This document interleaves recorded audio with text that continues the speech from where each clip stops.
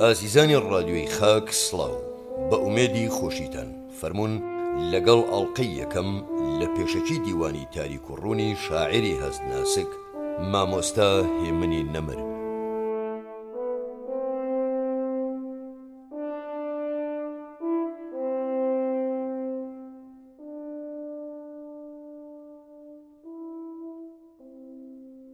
چەمکێک لە ژیانی شاعری عەشق و خۆشەویستی هێمنی موکریانی. بیسەرانی بەڕێز، کەڵە شاعیرانی گەلەکەمان جگەل لەو خزمەتە مەزنەی بە بواری ئەدەب و ڕۆشنبیری کردویانە خۆشیان بوونەتە سومبل و قوتابخانەی ئەدەبی، بەڵام هەموویان وەک یەک نەکەوتونەتە سەرزاران و هەندێک جار پەردەیەکی تەنکی جۆرێک لە یادکردن ئەیانگرێتەوە. بەڵام دیارە ئەمە فەرامۆشکردنیان نییە، بەڵکو سەردەم و شێوازی شێعر گوتنیان جیاوازە لە سەردەمێکی تر. بۆ نمونە کەڵە شاعرێکی وەک نالی کە بناخەتدانەری زمان و ئەدەبی کوردیە هێندەی گۆران لە سەرزاران نییە، چونکە شێعرەکانی گۆران شێوازێکی ترن و هی سەردەمێکی نوێترن و بە زمانێکی سادەتر نووسراون. بە هەمان شێوەش شاعیرانی گەورەی وەک سالم و مەحوی و مەولەوی و ئەوانی تر کە هەر یەکەیان خاوەنی قوتابخانەیەکی ئەدەبین. هەر بەم پێودانگەش لە نیوەی دووەمی سەدەی ڕابردوودا شاعرێکی تر بە هەموو قورسایی خۆیەوە خۆی هاویشتە سەرخوانی ئەدەبی و شێعرەکانی بوونە سومبولی عەشق و جوانی و بەرەنگاری و خۆشەویستی، ئەویش هێمنی هەمیشە زیندووە.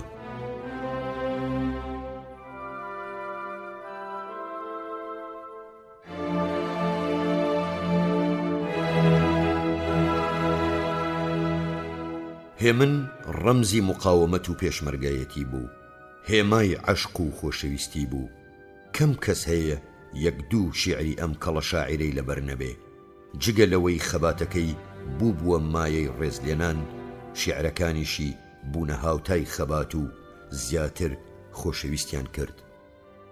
ڕەوانی و سادەیی دەربڕینی ئەو مۆسیقایەی لە شیعرەکانیشیدا هەیە وای کرد کە زۆربەی گۆرانی بێژانی گەلەکەمان شیعری ئەو بکەنە گۆرانی.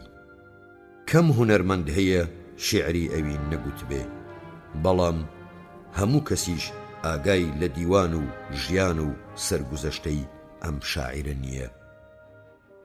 بۆیە وەک ڕادیۆی خاک بە چاکمانزانی دەقی پێشەکی دیوانی تاریک و ڕوونتان وەک خۆی لە چەند ئەڵقەیەکدا پێشکەش بکەین. ئەو پێشەکیە جگە لەوەی لایەنێکی مێژوویی گرنگی کۆماری مەهابادە بە زمانێکی زۆر شیرین و پارا و نووسراوە و گەنجینەیەکی پڕگەوهەری وشەی کوردیە، هەروە ناساندنێکی بێڕتوش و ڕاستە و خۆی ژیانی ئەم شاعیرەیە. ماوەتەوە بڵێین ئەم پێشەکیە کە هێمن خۆی نووسیوێتی لە ساڵی 1974دا لە دیوانی تاریک و ڕووندا بڵاو کراوەتەوە و ئەو کات هێشتا لە ژیاندا مابوو. هەروە ئەبێ ئەوەش بڵێین کە مێژووی ساڵەکانی بە ڕۆژمێری ئێرانی نووسیوە و ئێمەش بێدەستکاری وەک خۆی پێشکەشتانیەکەین. دەفەرمونون لەگەڵ پێشەکی دیوانی تاریک و ڕوون بە هیواین کاتێکی خۆش و بە سوودی لەگەڵدا بەسەر بەرن.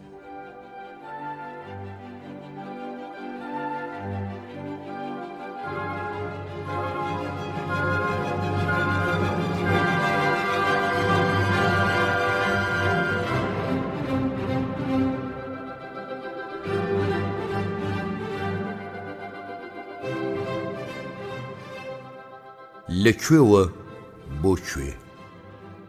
من بۆ خۆم وام ڕەنگە زۆر کەسیش وابێ کە شیعری شاعرێک یان نووسراوەی نووسەرێکە خوێنمەوە چ زیندوو چ مردوو پێم خۆشە خۆشی بناسم، بزانم کێیە، خەڵکی کام وڵاتە، کاری چییە، چۆنەژی و ئەگەر مردووە چۆن مردووە، لەکوێ نێژراوە. بۆیە بڕیارمدا سەرگوزەشتەی خۆم لە سەرەتای ئەو بەشەی دیوانەکەمدا بنووسم. بە کێم گوتبا ئەو سەرگوزەشتە بنووسێ؟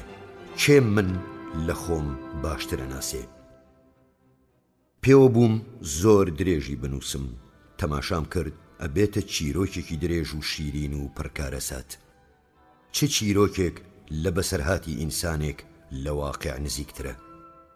ئەویش بەسەرهاتی ئینسانێکی نزیکەی 50 ساڵی لە ساڵەکانی چەرخی بیستم. ئەو چەرخە سیر و سەمەرەیە، ئەو چەرخە پڕ کێشە و شەڕ و شۆرە، ئەو چەرخە پڕ لە کارەسات و پەلامارە، ئەو چەرخە پڕ لە شۆڕش و ئاڵ و گۆڕە وەبیر بێ.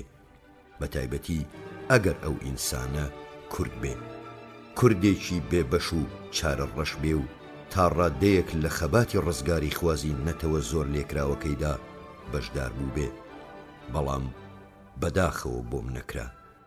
بەشی زۆری لەبەر تەوەزەلی خۆم با بمێنێ بۆ هەلێکی تر، ئەگەر مام وازی لێ ناهێنم. خوێنەری خۆشەویست، پێتوان نەبێ لێفەم لەسەر هەتیوان هەڵداوەتەوە و لە بنی کوولەکەم داوە و هەرچی هەیە نووسیومە. نا، هەروە کورتە سەرگوزەشتەیەکەمت بۆ جەرمەوە. شاعری هیچ قازانجی بۆ من نەبوو بێ، ئەو قازانجەی هەبووە کە ئەو ناوە دوور و درێژەی سەید محەممەد ئەمینی شێخولئیسلامی موکری لە کۆڵ کردوومەتەوە. باوکم ناوی سەید حەسەنی شێخولئیسلامی موکری بوو، لە تۆرەی مەلاجامی چۆڕی بوو کە 300 ساڵ لەوەی پێش هاتۆتە سابڵاخ و بنەماڵێکی گەورەی لەو ماڵبەندە پێکێناوە. دایکم ناوی زەینەب بوو، کچی شێخی بورهان بوو کە ئێستا بنەماڵەیەکی گەورەی موکریانن. بەهاری ساڵی 1300 هەتاوی بەرامبەر 1921 زاینی بە شەوی جێژنی بەراتێ لە گوندی لاچین نزیکی سابڵاخ لەدایک بووم. مێژۆکم لە مەمکی دایکم نەگرتووە و فرچکم بە شیری دایەن گرتووە. دایکم زۆر جار بە چاویدا ئەدامەوە ئەیگوت تۆ پێو قەدەم ڕەش بووی، هەر تۆم وەزگ کەوت لەشی ساغم بە خۆمەوە نەدی، نەخۆشیم پێوە نووسا، شۆرەوەری و پەژارە ڕووی تێکردم. لەسەر مانگ و ڕۆژی خۆم بووم کە ناچار بووین بڕەوین و بچینە لادێ، کە بەربوویەوە نە من تڵپاتی تەڕم لە مەمکیدا بوو، نە باوکت سیپاڵێکی لە ماڵێدا بوو. لەشکری شکاک ئێمەشی وەک هەموو خەڵکی سابڵاخ ساف لە ساف تاڵان کرد و گەسکی لەو ناو ماڵەدا کە 300 ساڵ بوو وە سەریەک نرابوو بە میرات بۆ باوکت بەجێما بوو. منیش جارجار بە پێکەنینەوە ئەم گوت دایەجان سوچی من چییە؟ دایەنەکەم ناوی یاسەمەن و خەڵکی ئازەربایجان بوو، لەلەکەم کە ناوی عیزەت بوو خەڵکی تورکیا بوو. ئەو دوانە لەبەر هەژاری و نەداری خۆیان پەڕیوەی کوردستان بووبوون و لە گوندەکەی ئێمە گیرسا بوونەوە و لە سەروبەندی لەدایک بوونی مندا منداڵێکیان بوو. مناڵەکەی ئەوان لە من بەختەوەرتر بوو، نەژیا بوو، تووشی چۆرەوەری دنیان نەهاتە بوو، عەمری درێژی بۆ من بەجێهێشت بوو، پاروی داک و بابیشی لە ڕۆنی هاویشت بوو. ئەو ژن و پیاوە هەژار و ئاوارە بە دڵ و جان منیان بەخێوە کرد و زۆریان خۆشەویستم.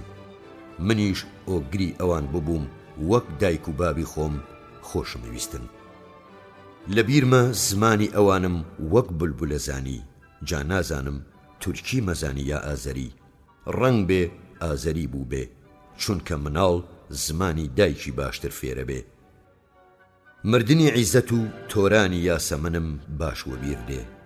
ئەم ڕووداوە یەکەم زەبری تند بوو کەوە هەستی مناسکی مناڵانەی من کەوت و یەکێکە لە بیرەوەریە هەر تاڵەکانی ژیانم.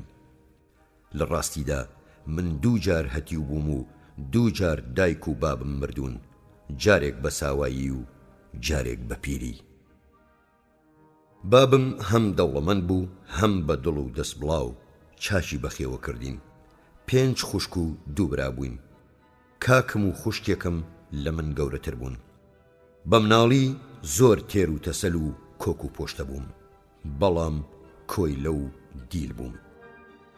کۆی لەی ناو قەفەسی زێڕ، کۆی لەی ڕێو شوێنی کۆن. ڕێو شوێنی بنەماڵەکەمان ئیجازەی نەئەدا من لەگەڵ هاوتەمەنەکانم گاڵتە و گەپ بکەم، چونکە من کوڕە دەوڵەمەند بووم و ئەوان کوڕە هەژار. من کوڕی شێخ ئیسلامی بەناوبانگ بووم، ئەوان کوڕی لادێیەکی بێناونیشان. من بەر و پشت ئەتڵەس بووم و ئەوان کەڕە کرمانج. من کۆک و پۆشتە بووم و ئەوان ڕوت و ڕەجاڵ. ئاخ گەورەکانم تێنە ئەگەیشتن من چەند پەرێشان و کەلەلام. ئەوان نەیانەزانی بەو کردەوەی خۆیان چۆن هەستی من برینارەکەن، برینێک کە ئەبێتە گریمانەی ڕۆحی و تا مردن ساڕێژ نابێ. ئێستاش کەوە بیرم دێتەوە کە زەم لە جەرگی دێ و خەمێکی گران دامەگرێ کە من لە هەموو خۆشی سەردەمی مناڵی بێبەش بووم. لە پێش چاوی من مناڵەکانی گوندەکەمان ئەو ڕەش و ڕووتانەی هاوشانی من نەبوون بە ئازادی و بێباکی گاڵتە و گەمەیانە کرد. لە خاک و خۆڵە گەوزین، لە سەربانان هەڵەبەزین، لە قڕ و چڵپاودا غارغاریێنیانە کرد، لەسەر تەپۆڵک و کۆپەین ملانەیانە گرت، لەسەر سەهۆڵ خلیسکیانە کرد، لەسەر لۆدەکە بازبازیێنیانە کرد. بە گشت یەکدا دەچوون پێکەڵ دەپژان ئاش دەبوونەوە. ئاوەڕۆچکەیان دەکردەوە و خانوچکەیان دروست دەکرد، هێلانە چۆلەکەیان دەرەهێنا، تەپکەیان دەناوە، هەلوکێن، تۆپێن، هەمزەڵ، هەنگ لە شەلە، دایە من مەدە بە گورجی، هەڵوای بە شەپان، قەرەقەری و دەیان جۆرە گاڵتەی دیکەیانە کرد. بەڵام من بەو تاوانەی کە نەجیب زادە بووم دەبوو وەک گەورە گەوران لە دیوەخان لەسەر چۆکدا بنیشم و متەقم لە بەرنەیەتە دەر. بۆ بەدبەختی لە ماڵی ئێمەدا نێرینەی لە من بچووکتر نەبوو. دەبوو لەبەر هەموویان یەک پێ هەستم و تا ئیزنم نەدەن لەبەر دەستیان ڕاوەستم و دانەنیشم. لە دوای هەمووان نان و چام بۆ دابنێن. چەندم پێخۆش بوو، نەکەوای مەخمەر و تاقە و قوتنی و خەزەڵم لە بەردابا، نە پانتۆڵی ئاڵمانی زەردم لە پێدابا، نەکاڵەی شەمامەبەندی ئاوری شمچنم لە پێدابا و نەشەدەی سەوزم لەسەربا و نەپشتێنی پەشمینەی کەسکم لە پشدابا و وەک مناڵە ڕووتەڵەنەکان ئازاد بام. نەڵێن ماشەڵڵا کوڕەکە لەو تەمەنەشدا ئازادی خواز بوو و هەستی بە جیاوازی چینایەتی کردووە و ڕقی لێی بووە. نەخێر، نەوەڵڵا نە ئازادی خواز بووم و نەتەڕەماش، وازم لە گەمە و یاری بۆ بڕاوە. تەنیا بیرەوەریەکی خۆشم لە زەمانی مناڵیم هەیە، ئەویش ئەوەیە شەوانە ئەچوومەوە ژوورێ و سەرم وە سەرڕانی دایە مرۆ دەکرد و ئەویش حیکایەتی بۆ کردم تا خەوەی بردمەوە. دایە مرۆت پیرێژنێکی دنیا دیدەی کۆنە ساڵ بوو، بۆ خۆی نەیدەزانی تەمەنی چەندە، بەڵام بێگومان زۆری لە 100 ساڵ هەڵبوارد بوو. 6 پشتی بنەماڵەی ئێمەی دی بوو، سەرسپی و هاودەمی دایکم بوو، ڕوحسووک قسە خۆش و نوکتەباز بوو، هەزاران نەقڵ و نەزیلەی خۆشیێزانی و بۆیە جەڕامەوە. زۆر شتی بەنرخ لەو فێر بووم کە لە ژیاندا کەڵکم لێ وەرگرتن. ڕۆحی شاد بێ. ئەلفوبێم لە خزمەت مامۆستا سەعید ناکام خوێند کە ئەو دەم مێر منداڵ بوو. کاکم کە مامۆستای تایبەتی بۆ ڕاگیرا بوو زۆر لە خوێندنە ترسا و خەریک بوو منیش بترسێنێ و بە مەرەدی خۆی بەرێ. بەڵام مامۆستا ناکام نەک هەرسامی لە خوێندن شکاندم، بەڵکە تێگەیاندم خوێندن خۆش و شیرینە. پێشەوەی ئەلفوبێم پێ بناسێنێ بزنۆکە و مەڕۆکەی حوسێن حوزنی ئەوەندە بۆ خوێندبوومەوە هەمووم لەبەر بوو. کتێبی ئەنجومەنی ئەدیبانی ئەمین فەیزیمان هەبوو، شیعرە گاڵتەکانی شێخ ڕەزای فێرە کردم. لە بیرمە قەسیدە درێژەکەی عاریف سایبم کەوا دەست پێیەکە، ئاوارەی خاچی وەتەن و سەیر و سەفا خۆم لەسەر ڕابۆ خوارێ لەبەر بوو، وەک تووتی ئەم خوێندەوە و لە مانای نەئەگەیشتم. کە سامم شکا بابم ناردمێ سابڵاغ تا لە مەدرسەی دەوڵەتی بخوێنم. لە پێشدا زۆرم پێخۆش بوو، لە مەدرسەی سەعادەت ناونووسیم کرد. بەڵام کە ڕۆژی هەوڵ چوومە سەر کڵاس تۆقیم و وەختا بوو شێت بم. من مناڵێکی لادێیی نازدار بووم، لە کوردی بەولاوە هیچ زمانم نەدەزانی، لە مەدرسەش کەس نەیدەوێرا بە کوردی قسە بکە. من لە ژیانمدا ڕۆژی ڕەش و تاڵم زۆر دیون، بەڵام ڕۆژی ڕەشتر و تاڵترم لەو ڕۆژە نەدیوە کە چوومە مەدرسە. مامۆستاکەم کە خۆی کورد بوو دوایەش تێگەیشتم فارسی باش نازانێ. بە فارسی تێی ڕاخوڕیم هیچی تێنەگەیشتم. هاودەرسەکانم کە هەمویان لە من باو خۆشتر بوون پێم پێکەنین. زۆر بە خۆمدا شکامەوە. ماوەیەک بە شەو لە بن لێفەدا لە ترسی مەدرسە گریام و بەیانی بە قرخەمە مەرسی دەچوومەوە. مناڵ هەموو گاڵتەیان پێکردم و پێیان دەگوتم کرمانج.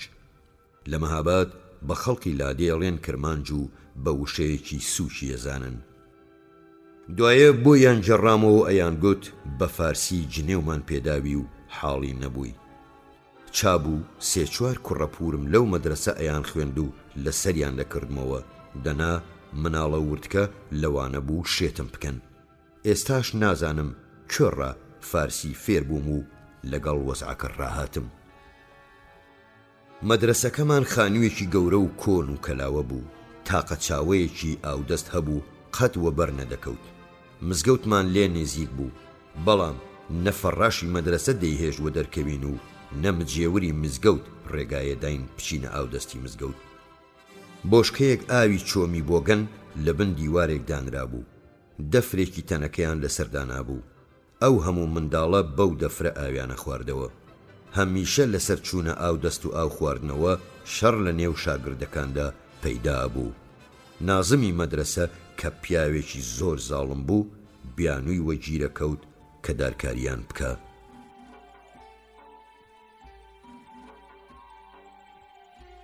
چاوەکەم چاوی ڕەشی تۆ ئافەتی گیانی منە، گیانەکەم برژانگی تیژت نوکەڕەمی دوژمنە، شیری دەستی شێری ئاڵایە برۆ ڕاکشاوەکەت، جەرجی لاوێکی هەژاری کوردی ورد پێ بنجنە، دیدەکەی بە خوماری تۆ تورکانە بەدمەستیەکە، بۆیە مەیلی وا بەکێشە و فیتنە و خوێن ڕشتنە، بەژنەکەت سێدارەیە کە زیەت تەنافە زوو بەدەی، بیخە ئەستۆی من کە کوردم کورد بەشی خنکاندنە. ژووری دەرس خوێندنمان تەنگ و تاریک بوو. پەنجەرێکی تێدا بوو کە لە باتی شوشە کاغەزی لێدرا بوو. بۆ ئەوەی ڕووناکتر بێ کاغەزەکەیان بەڕۆن چەور کرده بوو. کورسیەکانی چەپڕەک و شکاو بوون. مێز و کورسی مامۆستاش لە هی ئێمە باشتر نەبوو. مامۆستاکەمان پیرە پیاوێکی کوێرە موشەی زۆر تووڕە و تووسن بوو. هەمیشە 3-4 شووری ئاڵوباڵوی لووس و لیک و ئەستوری لەسەر مێزەکە دانابوو. هەر کەس دەرسی نەزانی بە یا ورتەی لەبەر هاتبا دەر زۆر بێڕەحمانە وەرەگەڕا سەر و گوێلاکی. تا فێری فارسی بووم 2-3 جاری بیراز کردم، بەڵام لە دواییدا لێی نەدام. کە مامۆستا چوو بووە دەر شاگردێک کە پێیان دەگوت موبسیر لە جێگای ئەودا ئانیشت. ئەرکی ئەوە بوو هەر کەس بزۆزی بکە بە مامۆستا بڵێ.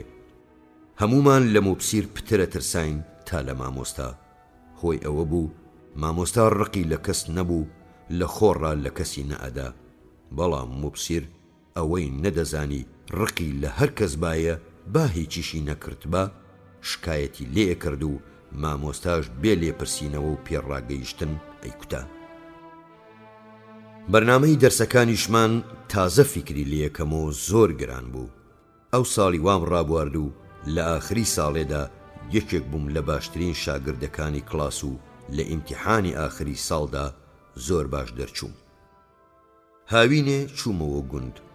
حەیف مامۆستا ناکام لەوێ نەما بوو، بەڵام میرزایەکمان هەبوو زۆر لە مامۆستاکەی مەدرسەم خوێندەوارتر بوو. لەکن ئەو بابم کتێبی دووەمم تەواو کرد. بەرنامەی ئەو دەمی وا بوو ئەبوو هەموو کتێبەکە لەبەر بکەی و من هەمووم لەبەر کرده بوو. ساڵی دووەم زۆر ئاسوودە بووم. هەر مەشق و حیساب و دیکتە مابوو، لەوانیشدا باش بووم. بۆیە هەر لە هەوڵەوە یەکێک بووم لە شاگردە باشەکان و پێم وانییە لەو ساڵێدا لەسەر دەرس لە شوڵێک زیاتریان لێدا بم. وەزعی مەدرسەش لە پار باشتر بوو. ژوورەکەمان لە هی پار زۆر خۆشتر و ڕووناکتر بوو. مامۆستاکانیشمان باشتر بوون. بەڵام یەکیان کە کورد بوو دەرسی فارسی پێدەگوتین زۆر تند و بەزاکوون بوو، هەموو ڕوحمان لێی تۆقی بوو. مامۆستای حیسابمان ئازەری بوو، فارسی ئەوەندە خراپە گوت کە ئێمەی مناڵ گاڵتەمان پێ کرد. بەڵام حسابی باش فێر کردین. لە بیرمە ئێوارێک جەدوەلی زەربی بۆ نووسینەوە و هەر یەکە دانەیەکی داینێ و حاڵی کردین چۆنی لەبەرکەین. گوتی سبەینێ ئێوارە لێتانە پرسمەوە و هەر کەس ڕەوانی نەکردبێ غەڵەت و شوولی لێدەم. منەو شەوەی نەنووستم تا لەبەرم کرد، سبەینێ لێی پرسینەوە، کەس نەبوو بە تەواوی لەبەری بێ و وێی نەکەوێ. تەنانەت من کە زۆر چاکم لەبەر کردبوو شوورێکم ئافەریمانە هەر خوارد. خۆشەوە بوو مامۆستای حسابمان بۆ خۆی لێی نەئەداین و مامۆستاکەی ترمان ئەو زەحمەتەی لەباتی ئەوە کێشا. 4 کڵاسم لە مەدرسەی سەعادەت و پەهلەوی خوێند. هاوینانیش لە گوند لە کن بابم تۆمار و کتێبی ئینشامە خوێند و لەبەر خەتی ئەمیر نیزامی گەڕووسی و میرزا حوسێنی ڕەشەم دەنووسیەوە. ئینشای فارسی باش فێر ببووم و خەتم یەکجار خۆش بوو. زۆر لە ئێستام خۆشترە نووسی. دەڵێن دەعبای زیرەک بە دەندووکی پێوە بێ. بابم کە خەت و ئینشای منی دیت گوتی ڕۆڵە بەوەیە میرزا و خوێندنی مەدرسە بەسە، بچۆ لە مەدرسەی دینی بخوێنە و جێی مەلا جامی چۆڕی بگرەوە. زۆرم پێ ناخۆش بوو دەست لە خوێندنی مەدرسە هەڵبگرم. نازانم بۆ هیچ پێم خۆش نەبوو ببمە مەلا. ڕقم لە بەرگەکەیان بوو، کەوای درێژ و تەشک و پاڵدێمی مەلایانم پێجوان نەبوو. بەڵام چارچ بوو، حکمی حاکمە و دەردی مفاجا. تەسریفی زەنجانیان لە بن هەنگڵ نام و هەیدێ بۆ خانەقای شێخی بورهان تا دەست بکەم بەڕایەڵەکردن و ئاڵی بابا گوتن. جا پاش ماوەیەک کەوای ئاودامێن لەبەر بکەم و سیواک لە لاسەر بچەقێنم و شاڵی گەرگەڕی لەسەر ببەستم و جێگای مەلا جامی چۆڕی بگرمەوە و وەجاخی بنەماڵەکەمان کوێرنەکەمەوە. 4 ساڵ لە خانەقا خوێندم، یا باش ئەوەیە بڵێم نەم خوێن، بەڵام تۆڵەی کۆیلەتی ساوایەتیم ئەستاندەوە. لەگەڵ گەلی خاڵۆزاکانم کە وەک بەرانی سوڵتان مەحموود بەڕەڵا و تەرخان بوون و لە هیچ جێگایەک دەنگ نەئەدران و کەس بەرپەرچی نەئەدانەوە، گەلێکم بەدفەڕی و بزۆزی و دەست بزێوی کرد. نەوە شێخ، ئەویش نەوە شێخی 40 ساڵ لەوەی پێش، ئەگەر کەس دەستی وە بەرنێنێ و بەرپەرچی نەداتەوە لە سەروبەندی بلوغدا چ دەمێنێنەیکە. ئەو 4 ساڵە خۆشترین ساڵەکانی ژیانی منن. زۆر خۆشمان ڕابوارد. دەستەیەکی 8 کەسی هاوتەمەن بووین. هەموو خاڵۆزا و پورزا بووین. هەر هەژارمان بێگانە لەگەڵ بوو کە لە خۆمان هەڵنە ئەبوارد. ئەویش بۆ خۆی زۆر قسە خۆش و خوێن شیرین بوو. باوکیشی پیاوێکی زۆر ماقوڵ و لە خانەقا زۆر خۆشەویست بوو. شاعرێکی فارس ئەڵێ مردی خوردمەن هوەر پیشەڕا، عمر دە و بایست دەرئین ڕووزگار، تا بە یەکی تەجروبە ئاموختن بە دیگەری تەجروبە باستان بکار. بۆ پیاوی خاوەن هوەر و زانا 2 جار ژیان پێویستە تا لە یەکیاندا تەجروبە وەسەر یەک بنێ و لەوی تریاندا تەجربەکەی لەکاربێنێ. دەستی شکاوڕانی وردم، ئەوی ئێستای دەزانم ئەگەر ئەو دەمەمزانی کار لە جێگایەکی دیکە بوو، منیش شتێکی تر بووم. بەڕاستی خانەقا زانستگایەکی گەورە بوو، ئەم توانی زۆر شت فێر بم. خانەقای ئەو سەردەمە زۆر ئاوەدان بوو، خەڵقە هاتووە ڕۆی و کەس حەقی بەسەر کەسەوە نەبوو، فەرق و جیاوازی زۆر کەم بوو. جارێکی دیکەشم گوتووە و دووپاتەی یەکەمەوە دەتگوت کەشتی نوحە، لە هەموو تۆ و تۆرە و ڕەگەزێکی لێبوو، پەنای بێکەسان و لێ قەوماوان و ئاواران بوو، پیاوچاک، خواپارێز، دیندار، موسڵمان، مەلا، سەید، زانا، خوێندەوار، چەتە، دز، پیاوکوژ، نەزان، شێت، بێکارە، پەککەوتە، کوێر، شەل، تەنانەت بێدینیش لە من میچێکدا کۆ ئەبوونەوە و پێکەوە ئەژیان و هەموو یەک جیرە نانیان وەرەگرت. ئەفغانی، فارس، تورک، ئازەری و تەنانەت هیندیشی لێبوون. کوردی هەموو ناوچەکانی کوردستانی لێ هەبوون کە بە شێوەی جۆر بە جۆر قسەیانە کرد و هیوا هەبوون بە زەحمەت تێگە گەیشتن. پیاوی گەورە و زانا بەناوبانگەکانی ئەو سەردەمی موکریان وەک مامۆستا فەوزی، سەیفی قازی، پێشەوە قازی محەممەد، حاجی مەلا محەممەدی شەرەفکەندی، عەلیخانی ئەمیری، بە تایبەتی ئاغا خوێندەوار و زاناکانی فەیزوڵڵا بەگی هاتوچۆی خانەقایانە کرد و بە مانگ و دوومانگ لەوێن دەرێ ئەمانەوە. مەلای گەورە گەورەی لێبوون و دەستیان نەگوتەوە، پڕ بوو لە سوختە و مستەعیدی باش. کەسێک ویست بای بخوێنێ و شت فێر بێ جێگای خوێندن و شت فێربوون بوو. بەڵام من لە چیسم چوو ڕەفاقەتی خاڵۆزاکانم و فیز و هەوای نەوە شێخی نەیهێشت لەو هەلە کەڵکی پێویست وەرگرم. بێجگەلەوە لە ماوەی ئەو 4 ساڵەدا 2 جار خراپ نەخۆش کەوتم و لە خوێندن بووم. جارێک کەوتوییم گرت و لە مردن گەڕامەوە. تەنانەت ئەیان گوت ئاومان بۆ گەرم کردووی و کفنمان بۆ بڕیوی. جارێکی تر کوانێکی گەورەم لە لامل هات و 6 مانگ لەبەری کەوتم و پاشان عەمەلیان کرد و ماوەیەکی دوور و درێژ بناو بوێر بووم. ئەو کوانە بە جارێک هێز و بڕستی لێ بڕیم و هەرگیز وەک خۆم لێ نەهاتەوە. من بە مناڵی قەڵە و پتە و بەهێز و هەرەکەت بووم. کەم منداڵی هاوتەمەنی خۆم بە زۆرەوانی دەڕۆستم دەهاتن. بەڵام کە ئەو کوانم لێ هات ئیتر هێز و توانام لە کەمایەسیدا. ئەو دەمی لە سابڵاغ دەم خوێند هەژارمە ناسی. هاتوچۆی دوکانی بابی هەژارمە کرد. مەلایەکی پیری زۆر قسە خۆش بوو کە چوومە خانەقا یەکترمان گرتەوە و بووینە دۆست. جاروبار خۆمان لە گاڵتە و گەبەت زیەوە و شێعرمانە خوێنەوە. هەموو شوێنەوارەکانی سەعدی و حافظ و مەولەوی و کەلیم و سایب و شاعیرە بەرزەکانی فارسمان پێکەوە خوێندەوە و هەر تێگیراویەکی هەشمان بە ڕەهاکردنی هاسان بوو. خانەقا ئەدیبی زۆر گەورەی لێبوون، لێمانە پرسینەوە. مەلا قادرێکی پیری لەرزی دەنگنووساوی لێبوو هەر بە حاڵ مابوو. ئەگەر بڵێم ئەو مەلایە ئاساری سەعدی لە خودی سەعدی باشترەزانێ پێم وایە مبالەغەم نەکردووە. کەیفی بەوە دەهات شیعرێکی سەعدی لێ بپرسیەوە، جا بەو دەنگە نووسا و لەرزە سەعاتێک بۆ چی بکاتەوە. خۆ شێخ محەممەدی خاڵم چه ئەدیبێک بوو من ناتوانم تاریفی بکەم. ئەو دەمی شەڕەشەقی ژیان وای لێ نەکرده بووم ناوی خۆشم لەبیر بچێتەوە. هەر شیعرێکم خوێندباوە دەست بەچێ ئەهاتە بەرم. هەزاران شیعری فارسیم لەبەر بوو. شیعری کوردیشمان هەرچی وەگیر کەوتبا لەگەڵ هەژار دەمان نووسیەوە و لە بەرمانە کرد. لە ئاخریدا من و هەژار بە تەواوی لە تاقمی کوڕە شێخەکان گوێ بووینەوە و شەو ڕۆژ خەریکی شیعر خوێندنەوە بووین. چەند چیرۆکی گەورە و چووکی وەک ئەسکەندەرنامە و ئەمیر ئەرسەلان و شێرۆیە و حوسێنی کوردمان پەیداکردن و خوێندنمانەوە. شەوی سێشەم و جومعەی وا هەبوو هەموو فەقێیەکانی خانەقا دەکەوتنە لایەک و من و هەژاریش لە لایەک و شێعرێنمانە کرد. بڕوا بکەن بۆڕمانەدان. ئەو هەموو شعر خوێندنەوە و ڕەفاقەتی هەژار و هات و چووی مەجلیسی ئودەبای خانەقا زەوقی ئەدەبی لە مندا بە وجود هێنا و تەنانەت شعری فارسیشم مەگوت. بەڵام تەنیا لە ڕووم هەڵەهات بۆ هەژاریان بخوێنمەوە. ئەو خوددا گرتووەش لە باتی ئەوەی بۆم چاک بکا و هانم بدا گاڵتەی پێکردم.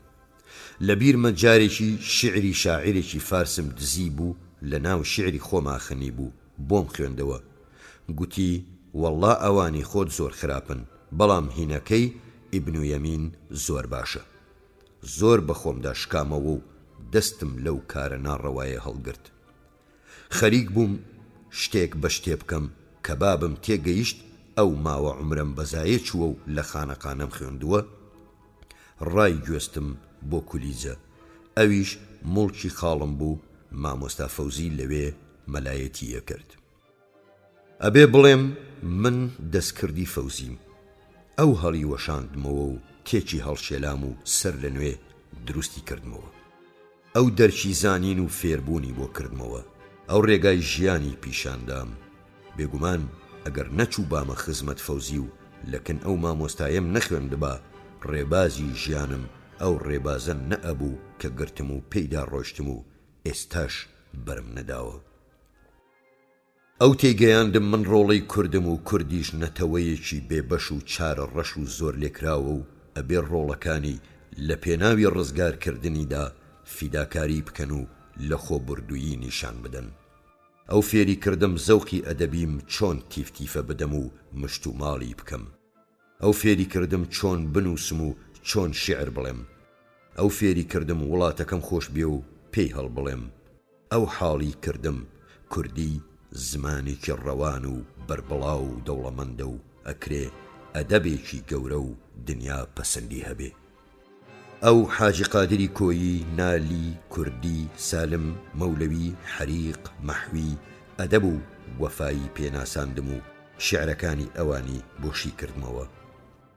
ئەو فێری ڕۆژنامە خوێندنەوە و ڕۆمان خوێندنەوەی کردم. ئەو دیوانی شاعیرە شۆڕژگێڕەکانی فارسی بۆ پەیدا کردم و هانی دام بیان خوێنمەوە و شتیان لێ فێر بم. بەڵام سوێندی دام قەت بە فارسی شیعر نەڵێم و هەتا بۆ مەکرێ بە کوردی بنووسم. ساڵ و نیوێک لە خزمەت ئەو خوێندم. بەیانان لەگەڵ گیسنگە کەوت ئەچوومە ماڵی مامۆستا و زۆر ڕۆژی وا هەبوو تا بانگی نیوەڕۆیەدا و مامۆسا هەڵەسا بۆ نوێژ دەرسمە خوێند و هیچمان ماندوو نەئەبووین. کەم وابوو لەسەر کتێب دەرسم پێ بڵێ. دوڕ و گەوهەری نایابی لە دەریای قوڵ و بێبنی زانستی خۆی دەردێنان و لە کۆشی منی هەژاری چاو لە دەستیەکردن. بەڕاستی مامۆستا و شاگرد نەبووین، پیر و مرید بووین. من تا ڕادەی پەرستن ئەوم خۆشەویست و ئەویش منی بە کوڕی خۆی زانی. ئەگەر ڕۆژێک نەمدیبا ئارەزوومە کرد. جومعە و سێشەممۆمان نەبوو. ئەو لە پێگەیاندنمدا بەپەلە بوو. منیش تامی تێگەیشتنم کردبوو قەت لە خوێندن و خوێندنەوە و جۆڕاگرتن لە مامۆستا وەڕەز نەئەبووم. پاشنیوەڕوانیش لە باتی مامۆستا دەرسم بە کچ و کوڕە گسکەکانی خاڵمە گوت. ئەویش دوو قازانجی هەبوو. هەم زانیاری خۆم بەرەو ژوورە چوو، هەم زەحمەتی مامۆستام کەمە کردەوە. فەوزی بە بڕوای من یەکێکە لە گەورە پیاوانی مێژووی کوردستان کە داخەکەم شوێنەوارەکانی فەوتان و خۆیشی لەبیر چۆتەوە. ئەو لاوە کوردانەی لە سەردەمی پاشایەتی ڕەزاخانی پەهلەویدا کە بە تەقلیدی ئاتاتورک خەریک بوو گەلی کورد لە کوردستانی ئێراندا بتوێنێتەوە و یەکێک لەو سێ کوچکە ئاورە بوو کە پەیمانی سەعدابادی پێکێنابوو، ئازایانە کوردایەتیانە کرد، یان ڕاستەوخۆ شاگردی فەوزی بوون یا شاگردی شاگردەکانی ئەو. بە تایبەتی پێشەوە قازی محەممەدی شەهید شانازی بەوەوە ئەکرد کە شاگردی فەوزی بووە. مەلا ئەحمەدی فەوزی یا مەلای سولەیمانی کێ بوو؟ چکارە بوو؟ بۆ پەڕیوەی مەڵبەندی ئێمە ببوو؟ نازانم. منە و دەمی ئەوەندەم مەبەست نەبوو ئەوانە بزانم. لە ڕووشم هەڵ نەئەهات لێی بپرسم. بۆ خۆشی هیچ باسی خۆی بۆ نەکردوم. ئەوەندە ئەزانم ئەیان گوت خەڵکی شاری سولەیمانیە و لە کوردستانی عێراقەوە لەگەڵ شێخەلئیسلامی گەورەدا کە لە پێش بابمدا شێخەلئیسلامی موکریان بووە و هەر لە بنەماڵەی مەلاجامی بووە هاتۆتە موکریان. پاش مردنی شێخەلئیسلام ژنەکەی ئەوی مارە کردبووەوە و کچێکی لێی هەبوو کە بە جوانەمەرجی مرد. ژنێکی دیکەشی هێنا و کچێکی تریشی لەبی بوو. وابزانم ماوە و مێردی کردووە. بۆ خۆی ساڵی 1943 لە گوندی حاجی کەن مرد و لە خانەقای شێخی بورهان نێژراوە. کتێب و نووسینەکانی وەگیر زاواکەی کەوتن کە هیوادارم نەفەوتابن. وەک بیستومە پاش مردنی 140 تمەندرا و 2 ماینی میرات لێ بەجێماوە.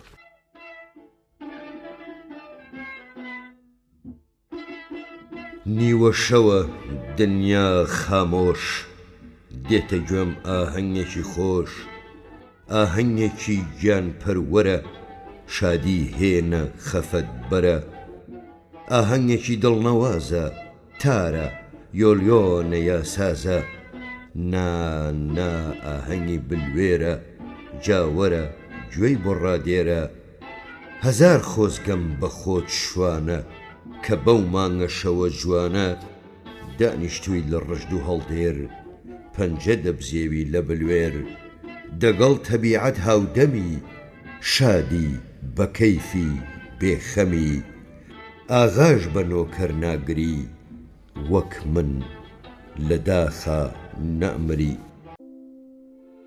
فەوزی زانایەکی گەورە، ئەدیبێکی کەم وێنە، کوردێکی پاک و بێباک، بەڵام شاعیرێکی باش نەبوو. بیرێکی تیژ و وردی هەبوو، ئەمما تەبعەکەی ئەوەندە ڕەوان نەبوو بتوانێ بیخاتە ناو چوارچێوەی شیعری عەروزیەوە. ئەو دەمیش شیعری سپی نەبوو بووە باو. جاروبار شیعری خۆی بۆ ئەخوێندمەوە، بەڵام هیچ بەدڵم نەبوون. جارێکی قەسیدەیەکی درێژی فارسی بۆ خوێندمەوە و نەشی گوتی خۆمە، بەڵام من زانیم شیعری خۆیەتی. بێدەنگ بووم تا تەواو بوو. گوتی پێت چۆن بوو؟ گوتم باش نەبوو. وا دیار بوو خۆشی زۆری خۆش نەدەویست و پێکەنی و گوتی هی خۆمە. بەڵام بۆ کەس وەک تۆ بیر و بڕوای خۆی دەرنابڕێ و بۆ هەر کەسم خوێندوێتەوە گوتویانە زۆر باشە. گوتم قوربان لە سایەی تۆوە من وام لێ هاتووە شیعری باش و خراپ لێک بکەمەوە. ئەو جار قاقا پێکەنی و گوتی دیارە نەک هەر باش نین بەڵکە خراپیشن و کاغەزەکەی ورد کرد. درۆ نەبێت لە خۆیم نەبیستووە، بەڵام بیستومە زۆر دۆستی عارف سایب بووە. ئەوەشم بیستووە چەند جار مەحموود جەودەت هاتۆتە موکریان و لە ماڵی ئەودا خۆی شاردۆتەوە و لەگەڵ خەڵک تەماسی سیاسی گرتووە. تەنانەت بیستومە کۆمەڵەی ژینەوەشیان دروست کردووە، بەڵام هەر گوتەیە و زۆر جێگای متمانە نییە. مامۆستا غەزەلێکی حافزی تەخمیس کردبوو کە لە ناو شیعرەکانیدا پەسەندم کردبوو. ئەوەش بەندێک لەو تەخمیسەیە کە بە بڕوای من وەستایانەیە. گەهی شەوی زی ئەمیران پادشە مەحسوب، گەهی وەزیر و بە دەرگاهی پادشە مەحبوب، گەهی شەوی بە سەردار ناگەهان مەسلوب، بە چەشمی عەقڵ دەرئین ڕەهگوزار پڕ ئاشوب، جیهان و کاری جیهان بێسەبات و بێمەحەل است.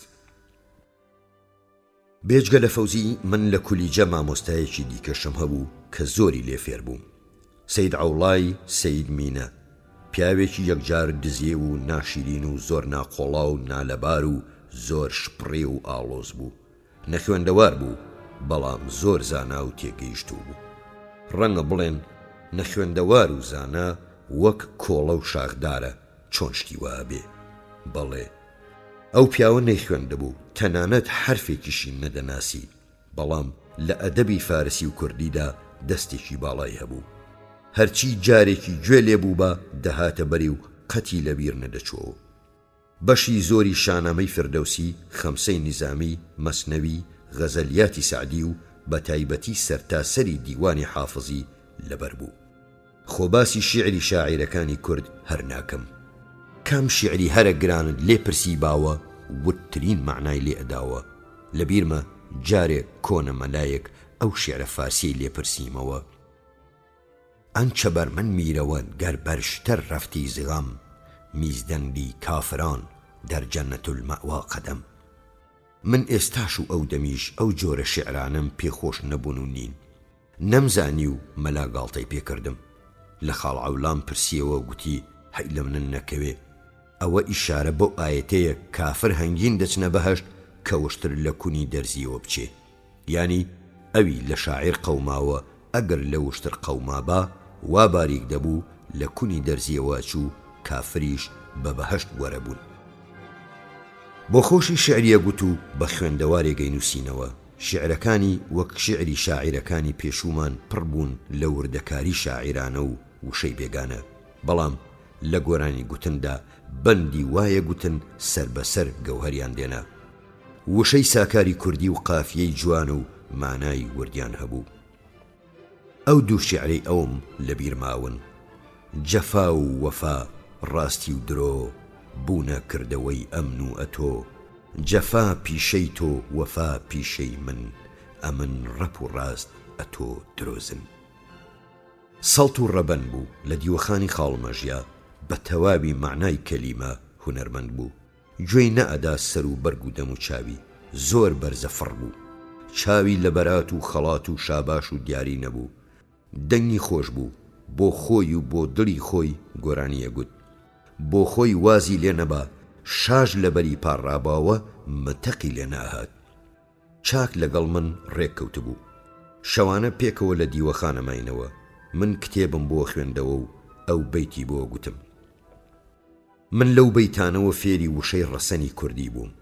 ئەگەر مامۆستا فەوزی شاعیرە بەرزەکانی کوردی پێناساندم و ئەدەبی فارسی فێر کردم، سەید عەوڵاش فۆلکلۆری ئەدەبی کۆنی نەتەوەکەمی پێناساندم و فێری وشەی ڕەسەنی کوردی کردم.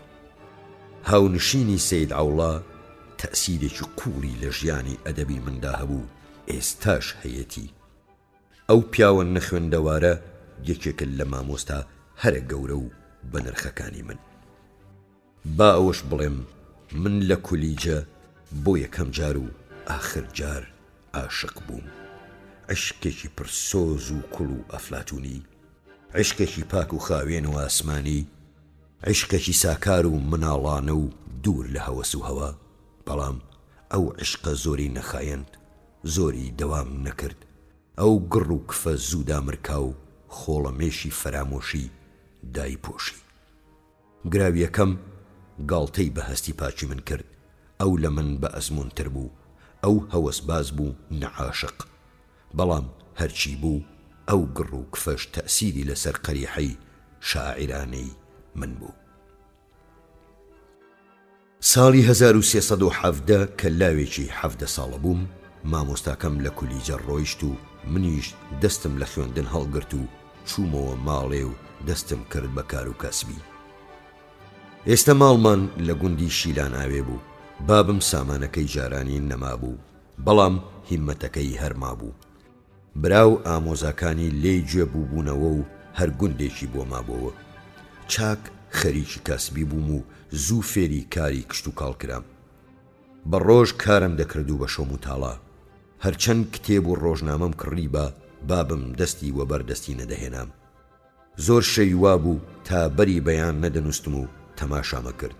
بڕوان پێ بکەن ژوانی لەگەڵ چیژانم لەبەر خوێندنەوەی کتێب لەبیر چۆتەوە و لێم تۆراون و گلەییان لێ کردوم.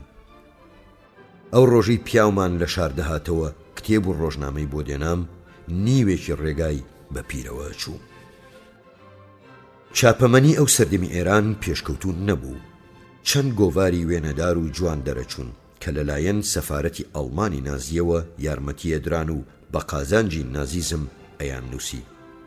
کتێبی سیاسی ئەو دەمی هەموو لەبارەی هێتلەر و موسۆلینی دابوون. ڕۆژنامەکانیش تەبلیغاتیان بۆ ئەڵمانە کرد و بە بەژن و باڵای پەهلەویان هەڵەگوت. تەنیا ڕۆژنامەیەک کە ئەو دەمی شیرین بوو تا ژیاش هەر شیرینتر بوو، نەحلت لەو کەسەی مراندی تەوفیق بوو. ئەو ڕۆژنامەیە ڕۆژانی پێنجشەممە دەرەچوو لە هەموو ژمارەیەکدا ئەینووسی شەوی جومعە دووشتت لەبیر نەچێ، دووهەم ڕۆژنامەی تەوفیق. من ڕەبەن بووم، دەنا ئەوی تریشم لەبیرە چوو. بەڵام شەوی جومعە تەوفیقم لەبیر نەئەچووەوە. ئەو چیرۆکانەی تەرجەمە ئەکران زیاتر پۆلیسی بوون. چیرۆکنووسی زۆر چاک هێشتا لە ئێران پەیدا نەبوو بوو، بەڵام من بۆ ژۆم نەدەکرد و هەموو شتم دەخوێندەوە. هاتوچۆی مەهاباتیشمە کرد و دۆست و ئاشنای چاکم پەیدا کردبوون. جارێ ئەوە ئەرکێک بوو بابم پێی ئەسپاردەبووم، هەرچەند جاری چوو بامەشار دەبوو بچمە مەحکەمەی قازی محەممەد و دیوەخانی میرزا ڕەحمەتی شافیعی و سڵاوی بابمیان پێ بگەێنم.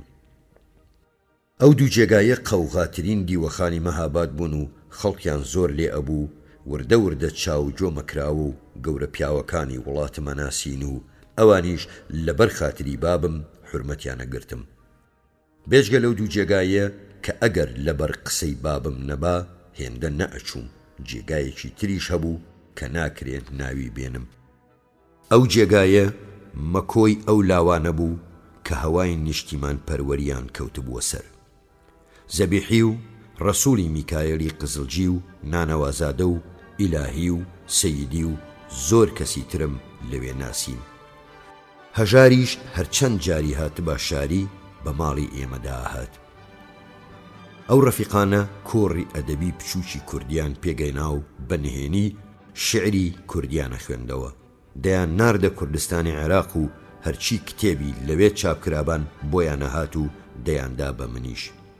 خەت نەمپرسی چێ بۆتان دەنێرێ و چێ دەیان هێنێ، من کاڵک خۆر بووم نەبێستان ڕن. چەند شاعیریش هەبوون شعری خۆیان بەنهێنی بڵاوە کردەوە، بە تایبەتی شعرەکانی سەیفی قازی ئاگریانە کردەوە.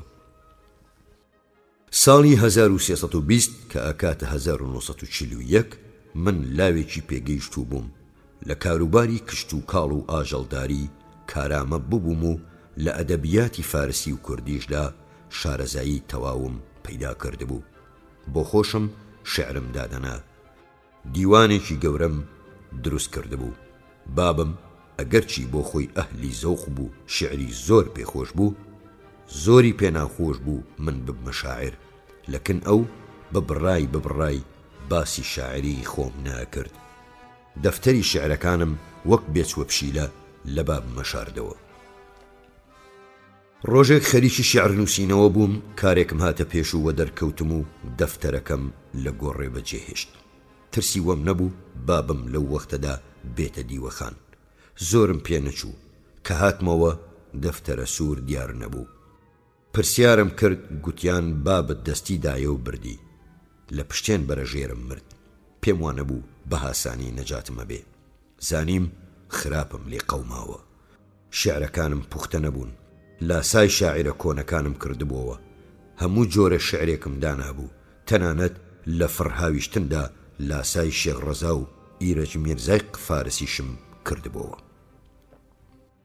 بۆیە حەقم بوو بترسم، گاڵتن نەبوو. من هەم شاعر بووم و هەم ئیعترافم بە گوناه کردبوو. با بە خەیاڵیش بێ. منیش وەک شێخ ڕەزا بوختانم بە خۆم کردبوو. بابم شتی وای پێ قبوڵ ناکرا، بەڵام وا دیار بوو نەیخوێندبوونەوە. چوومەوە ژوورێ و گوتم ئەگەر کارەکە گەند بوو دایکمەکەمە تکاکار. پرسییم، گوتم کوا بابم؟ گوتیان بە تووڕێی چۆ مەتبەخ. خۆم وە پەنادا بە بۆڵە بۆڵ هاتە دەر و لەبەر خۆیەوە دەیگوت خوێڕی کارم بۆ فێر بووە، شاعیری دەیەوێت لە برسان بمرێ. خۆم بە مەتبەختا کرد، تەماشام کرد دەفتەرە سوور لەسەر کری تەندور بۆتە قەقنەس. ئەو دەمی زۆرم پەرۆش بوو، بەڵام پاشان گوتم دەستی خۆش بێ، چونکە بێگومان ئێستا مابان بۆ خۆم دەمسووتاندن. ڕاستە هەموو مەوزون بوون و قافیان هەبوو، بەڵام لاساکردنەوەی تەواو بوون و هەستی شاعرانەی خۆمیان کەم تێدا بوو.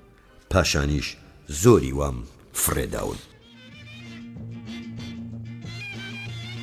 لە شاییدا لە وەختی هەڵپەڕینا، لە خۆشیدا لە کاتی پێکەنینا، لە کۆڕی ماتەم و گریان و شینا، ئەمن ئەی نیشتیمان تۆم هەر لەبیرە. بە شەو تاک و بەسەرما زاڵە بێ خەو، بە ڕۆژ تاک و دووبارە دێتەوە شەو.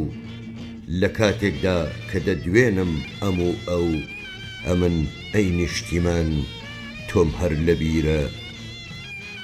لە کوێستانێ دەمی ڕاو و شکارێ، لە مەزرایێ کە خۆم هەڵکرد لە کارێ، لە جێژوانێ کە دەکوشم مەمکیارێ، ئەمن ئەی نیشتیمان تۆم هەر لە. بێجگەل لە کار و کاسبی ڕۆژانە و متاڵا و خوێندنەوەی شەوانە، لە دێ سەرگەرمی دیکەشم بوون. سواری و تەقڵە و ڕمبازی و ڕاوەکە و ڕاوەتاژی و ڕاوەتفەن. بابم ئەسپی زۆر ڕەسەن و باشی هەبوون کە زۆری خۆشەویستن و باشی ئاگا لێبوون. من و کاکم هەمیشە ئەسپ و ماینی تایبەتی خۆمان هەبوو. هیچمان حەقمان نەبوو سواری ئەسپی ئەوی تر بین. دیارە کاکم سەرپشک بوو، ئەسپی باشتری بۆ خۆی هەڵەبژارد. بەڵام لە دواییدا هەمیشە ئەسپی من باشتر دەرەچوون، چونکە لەوی هێدیتر بووم و کەمترم ماندووەکردن و لەوی بە مەشروبتر بووم و چاکترم ئاگا لێ ئەبوون و باشترم بەخێوەکردن. زۆر جاریش گڕنەی تێدە هاڵاندم و ئەسپەکەی لێدەستاندمەوە و یەکی دیکەی دەدامێ، بەڵام بابم بۆی تێ هەڵدێنامەوە و ئەسپ و ماینەکانی تریەدا بە من و سواریان بم و تعلیمیان بدەم. سوارێکی باش بووم و وڵاخم چاک دەعاملاندن، بەڵام قەت ڕاوکەری چاک نەبووم. نەتەماڵ و دیاردیم باشە دیتەوە، نە شوێنم چاکە جێڕا، نەداوم بەپە لە بۆچەقە، نەتفەنگم باشە ناوت. دیارە بە تاپڕ کەم وابوو لە هەردی ببوێرم، بەڵام نەم دەگەیاندە ئەو تفەنگچیانەی لە هەوا نەیان دەبوارد. ڕۆژانی جێژن و بووکهێنان و خەنەبەندان و کچ بە مێردان داوەت و ڕەشبەڵەکمانە گرت. هەموو جارێ پیاوێکی ماخۆڵ و ڕدێن سپیمانە ناردەکن بابم و ئیجازەمان لێوەرەگرت. هەموو جارێ مخالەفەتیە کرد، بەڵام هێندی لە پەرە پاڕاینەوە دەهاتە ڕەدایە و بەو شەرتەی لە نەدیوی دیوەخانی ئێمە داوەت بگیرێ ئیزنیەداین. بەڕاستی خۆش بوو کچ و کوڕ و ژن و پیاوی گوندەکەمان هەڵەپەڕین. منە و ڕەسمم لە ڕەشبەڵەشی لادێدا زۆر پێجوان بوو کە پیاو مەگەر ژن بۆ خۆی بانی کرد بە دەنا هەقی نەبوو بچێتە دەستی دۆیان. پیاو ئەبوو هەمیشە لە پێشەوە ڕابچێتە نێو گەڕی داوت، دەنا عەیب بوو. بەڵام دۆ دەبوو لە پاشەوە ڕابێتە ناو داوت و هەڵبژاردن بەخۆی بوو. ئەو ڕەسمە ئەگەڕێتەوە سەر ئەو زەمانەی کە ژن لە کوردەواریدا ئازادی پتر بووە. بۆ شەو داوت ئیجازەمان لە کەس وەرنەئەگرت. شەوی مانگە شەوی هاوین لە حەوشەی مەڕی کچ و کوڕی ئاوەدانی تێکەڵە بوون و داوەتیانە گرت و هەمیشە لە دووی منیشیانە نارد. زستانان لە ئاخەڵ و هۆڵاندا شەو داوەتمانە گرتن. جارجارە سۆفی شەیتان و شۆفەر خەبەری ئەو شەو داوەتانەیان بە بابم ڕاگەیان. ئەویش لە پێشدا جنێوی بە من و دوایە بە چەند کوڕە جحێڵەی دێدەدا و کەمێکی هەڕەشە لێیە کردینەوە براوە، بەڵام بە قسەی شەیتان و شۆفەر دەستمان لە شەو داوت هەڵنە ئەگرت و جنێوی گەورانیش بە قەولی کوڕە جحێڵەکان خەڵات بوو. زستانان بە شەو جۆرابێن و کاڵە مستێن و فەلەی بێدەم و کۆسەبازی و تەرچی بن بەڕێیان لە مزگەوت دەکرد و بە ڕۆژ جگێن و ماتێن و مێشێن و هێلکەشکێن و شێر و خەتیانە کرد. من تا کتێبم وەگیر کەوتبا لە دیوەخانی خۆمان وە دەرنەئەکەوتم و نەئەچوومە سەیری ئەوانە، بەڵام سەرە بەهاران هەموو ڕۆژێ ئەچوومە تۆپێن. لە مانگی خەرمانانی ساڵی 1320 بەرامبەر 1941 ڕۆژێکی چوو بوومە سەر خەرمانان. کرێکارەکانمان خەریکی مالوسک زرینگانەوە بوون، باڵەکە بوون و منیش لە کنیان دانیشتە بووم و ئەسپەکەم وەسەر کوێزەر کردبوو. ئەو دەمی فڕۆکە و ماشێن زۆر کەم بوون و خەڵک پێی سیر بوون. لە پڕ دوو فڕۆکەی ڕەشی زەلام پەیدا بوون. ئێمە تاوێستا فڕۆکەی ئەوەندە زلمان بە ئاسمانەوە نەدی بوو. هەموو دەستیان لە کار هەڵگرت و تەماشای فڕۆکەکانیان کرد. دیمان فڕۆکەکان نزیک بوونەوە و نەوی بوون و کاغەزیان بەردانەوە. هەموویان ڕایان کرد بزانن چییە. ژنێک لە پێش هەموواندا گەڕاوە و کاغەزێکی دامێ و گوتی ها بە قوربانت دەبم بیخوێنەوە بزانە چییە و چی تێدا نووسراوە. بڕوا بکەن وەختا بوو لە خۆشیان باڵ بگرم. ئەو کاغەزە بەیان نامێک بوو کە بە زمانی کوردی نووسرا بوو. چۆن ئەوە خەونە یا ڕاستیە؟ دەوڵەتێکی گەورەی وەک یەکێتی سۆڤیەتی بە زمانی کوردی بەیان نامە بڵاو بکاتەوە بۆ من هەروە کەم نەبوو. بۆ من کە شێت و شەیدای زمانی کوردی بووم ئەو پەڕە کاغەزە بەس بوو کە لە خۆشیان شاگەشکەم بکە. ئەو دەمی واوردم لێک نەدابووەوە، بەڵام لە واقعدا لە باری سیاسیەوە ئەو کارەی دەوڵەتی شوورەوی ئەو پەڕی ئازادی خوازی تێدا بوو. نیشانەی ئەوە بوو کە ئەو دەوڵەتە ئیعتراف بە بوونی گەلانی جۆر بە جۆری ئێرانەکە. ئەو بەیاننامە بۆنی شەڕی لێهات. دیار بوو لەشکری سوور هاتبووە ئێرانەوە. هەرچەند لە بەیاننامەکەدا دڵخۆشی خەڵکیان دابووەوە و هەڕەشە و شتی وای تێدا نەبوو، بەڵام ئێمە زۆر لە ڕووسانە ترسین. پیرەکان نەقڵی بەدفەڕی و بێڕەحمی و دەستوەشێنی لەشکری تەزاریان لە شەڕی یەکەمدا بۆ جێڕابووینەوە. لە سەرتاسەری ڕۆژگاری حکوومەتی پەهلەویدا ڕۆژنامەکانی ئێران هەر شتی خراپیان لە دژی شوورەوی نووسی بوو. باڵشەویک لەو سەردەمەدا لە ئێران گەورەترین جنێو بوو، خۆ بە تایبەتی پاشەوەی شەڕ لە نێوان ئەڵمانی نازی و یەکێتی سۆڤیەتیدا هەڵگیرسا. چاپەمەنی ئێران هەموو نووسینەکانیان بە سوودی ئەڵمان و بە زیانی شوورەوی بوو. ماوەیەک بوو شارەوانی مەهاباد ڕادیۆیەکی هێنا بوو بەرنامەکانی بێرلەنی بە زمانی فارسی بڵاوە کردەوە کە سەر تاپە جنێو بە کۆمۆنیزم و باڵشەویزم بوو. بەڵام ئەوانە هیچی بۆ من لەو وەختەدا گرنگ نەبوون. گرنگ ئەوە بوو کورد میلەتێکە دەوڵەتانی ناسن و بەیان نامە بە زمانی ئەو بڵاوەکەنەوە. نازانم چۆن خۆم گەیاندە ئەسپەکەم و سوار بووم و پێم پێوە ناو لەسەر جڵەوان چوومەوە ماڵ. بەیان نامەکەم بۆ بابم خوێندەوە، بەڵام ئەو بە پێچەوانەی من ڕەنگی بزڕکە شڵەژا و بە کاو خۆگوتی ڕۆڵە قەوما وا دێرە ڕووس هاتوونە ئێرانەوە، شەڕ و کێشە پەیدا بێ و وڵات دەشێوێ. کوڕی خۆم تۆ نەدیون و نایەن ناسی، زۆر خراپن، زۆر پیاو کوژ و بێبەزی و دەست ڕەشن. من کوشتاری سابڵاخم بە چاوی خۆم دیوە و لە بیرمە چۆن خەڵکی بێدەرەتان و لێقەوماویان بە شیران شەق و پەقە کرد. دەبێ زوو خۆمان خڕکەینەوە و خۆ بگەێنینە قایمە. خوا بمان پارێزێ. ڕۆژی پیاوانە، بۆ ئەو ڕۆژە بوو ئەم گوت فێری سواری و تفەنگ هاویشتن بن. بۆی مات بوو دوو-سێ جار لەبەر خۆیەوە گوتی هەرزن و بزن چیایە مەزن. بابم حەقی بوو نیگەران بێ، چونکە ئەو لەشکری تەزاری دیبوو. ئەو کوشتاری بێڕەحمانەی ژەنەڕاڵە کۆنە پەرستەکانی ڕووسی لە کوردستاندا دیبوو. ئەو وەکو زۆربەی ئێرانیەکان ئاگای لە ئاڵ و گۆڕی پاش شۆڕشی ئۆکتۆبر لە یەکێتی سۆڤیەتیدا نەبوو، نەی ئەزانی لەشکری سوور چۆن عاملاوە. بۆ ئێوارەیە چەند پیاوی ماقوڵی مەهاباد پەیدا بوون، ئەوانیش دۆست و هاوتەمەنی بابم بوون. شەڕی یەکەمیان وەبیرە هات، زۆر لە بابم پتر نیگەران بوون. یەکیان گێڕایەوە گوتی 9 کەس لە بنەماڵەی ئێمە بە ڕۆژێک بەدەستی ساڵداتی ڕووس کوژراون. ئەو قسانە منیشی بڕێک نیگەران کردبوو، بەڵام لە خۆشی بەیان نامەکە هەر شایم لە دڵدا ئاگەڕا. خەریکی خزمەتی میوانەکان بووم، بەڵام هەر دەمەنادەمێک بەیان نامەکەم دەردێنا و دەم خوێندەوە و سەر لە نوێ لە تەنکەی گیرفانم دەناوە. شەو کاکم و پیاوەکانمان چوون و ژن و مناڵی ئەو میوانانە و خزمەکانی خۆمانیان لە شار هێنا دەر. بەیانی دوو فڕۆکە هاتن و چەند نارنجۆکی بچووکیان بە شاردادا. ئەرتەشی شاهەنشایی ئەو ئەرتەشەی لە کوشتنی میلەتی ئێراندا لاسای داگیرکەرانی مەغۆل و نازیە کردەوە، تاوێکی بربەرەکانی نەکرد و پێش ئەوەی لەشکری سوور بگاتە مەهاباد چەکی فڕێدا و وەک تۆوی هەرزن بڵاو بوو.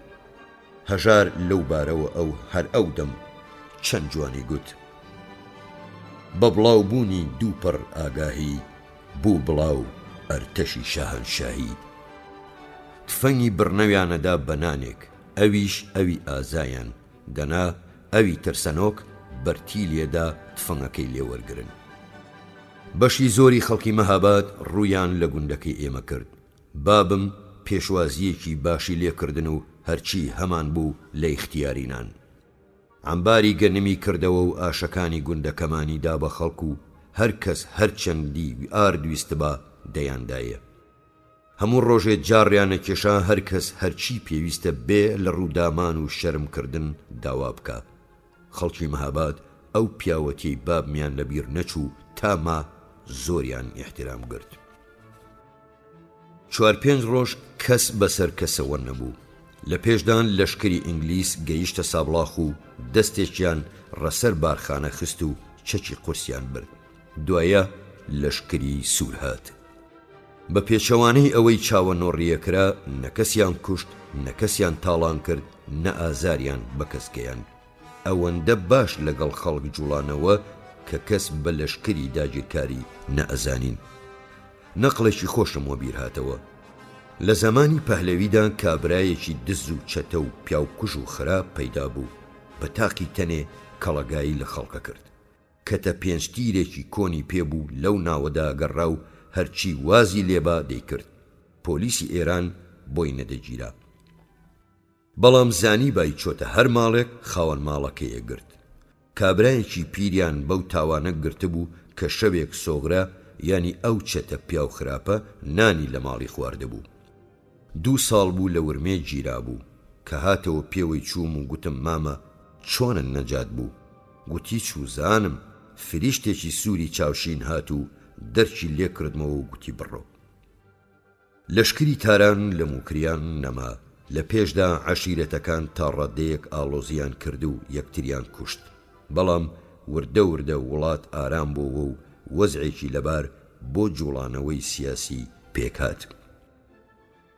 ئێمە ینی ئەو پۆلە لاوەی لە زمانی پەهلەویەوە یەکترمان گرتبوو دۆستانە پێکەوە کارمانە کرد مەیدانمان بۆ ئاوەڵا بۆەوە و چالاکی خۆمان پەرەپێدا دەمان ناردە عێراق ڕۆژنامە و گۆڤاری کوردیان بۆ هێناین و ئەمان خوێندنەوە من شعری خۆم و شعری شاعیرەکانی ترم بە خەت بۆ لاوەکانە نووسیەوە و بڵاومەکردنەوە دڵشادی ڕەسووڵی لە عێراقەوە هاتبووەوە ئەو ئیملای کوردی لە هی ئێمە باشتر بوو خەتیشی خۆشتر بوو زۆریشی شعری بێکەس و پیرەمێرد و ئەحمەد موختاری جاف و حەمدی لەبەر بوون و بە خەت بڵاویەکردنەوە گۆڤاری گەلاوێژ ڕۆڵێکی باشی یاری کرد و لاوەکانمان فێری کوردی خوێندنەوە بوون هەلومەرج بۆ پێک هاتنی حیزبێکی ناسیۆنالیستی کوردی لە مەهاباد پێکاتە بوو پاش دامەزراندنی حیزبی توودەی ئێران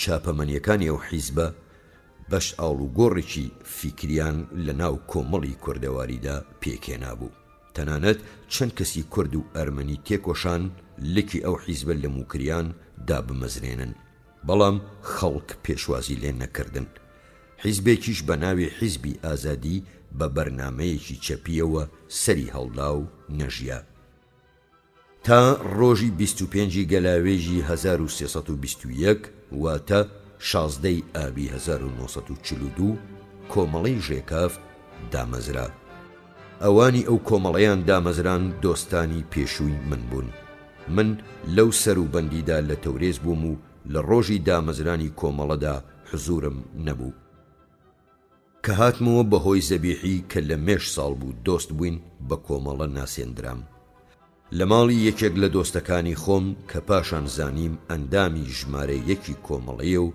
بەڕاستی تێکۆشەرێکی بەجەرگ و ئازا و نەبەز و کۆڵنە دەربوو بە قورئان و بە ئاڵای کوردستان و بە شەرەفی خۆم و بە شمشێر سوێندیاندام کە بە زمان و بە قەڵەم و بە ئیشارە خەیانەت بە نەتەوەی کورد و ئەندامی کۆمەڵە نەکەم ناوی نهێنی حیزبیم هێمن بوو ژمارەی ئەندامەتیم 55 من حەقم نەبوو هیچ لەوان بپرسم بەڵام ئەوان ئەوەندەیان متمانە بە من بوو پێم بڵێن هەژاریش ئەندامی کۆمەڵەیە و خۆت لەکن ئەو مەشارەوە و ئەوەش بەو ڕائەگەیەنین بەو جۆرە من لە ژیانی کۆمەڵایەتی و سیاسی و ئەدەبیدا پێم نایە قۆناخێکی نوێ ئەندامەتی کۆمەڵەی ژێکاف گۆڕانێکی سەیری بەسەر مندا هێنا شەو ڕۆژ لە بیری کۆمەڵەدا بووم کە ئەویش ئامانجی ڕزگارکردنی نەتەوەکەم بوو هەموو ئاوات و ئارەزووی تایبەتی خۆم وەلانا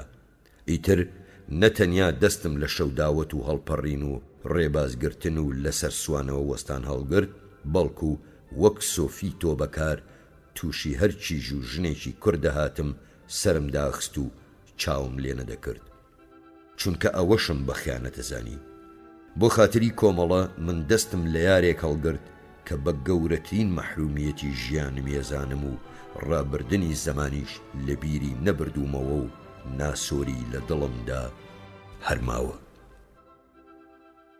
لەو ساڵانەی دواییدا دۆستێکم کە باش لە شێعر بەتایبەتی لە سەفکی شاعری منەگا گوتی تۆ بۆ گوتوتە عاشقی چاوی کەژاڵ و گردنی پڕخاڵ نیم گوتم کاکە من قەت درۆم لەگەڵ ئیحساسی دەرونی خۆم نەکردووە ئەگەر تۆ دەتزانی من ئەو شێعرم لە چل و هەل و مەرجێکدا گوتووە بڕوا دەکرد هەستی دەرونی خۆم دەربڕیوە و بەڕاستی لەو کاتەدا من لە خەیاڵی چاوی کەژاڵ و گردنی پڕخاڵدان نەبووم.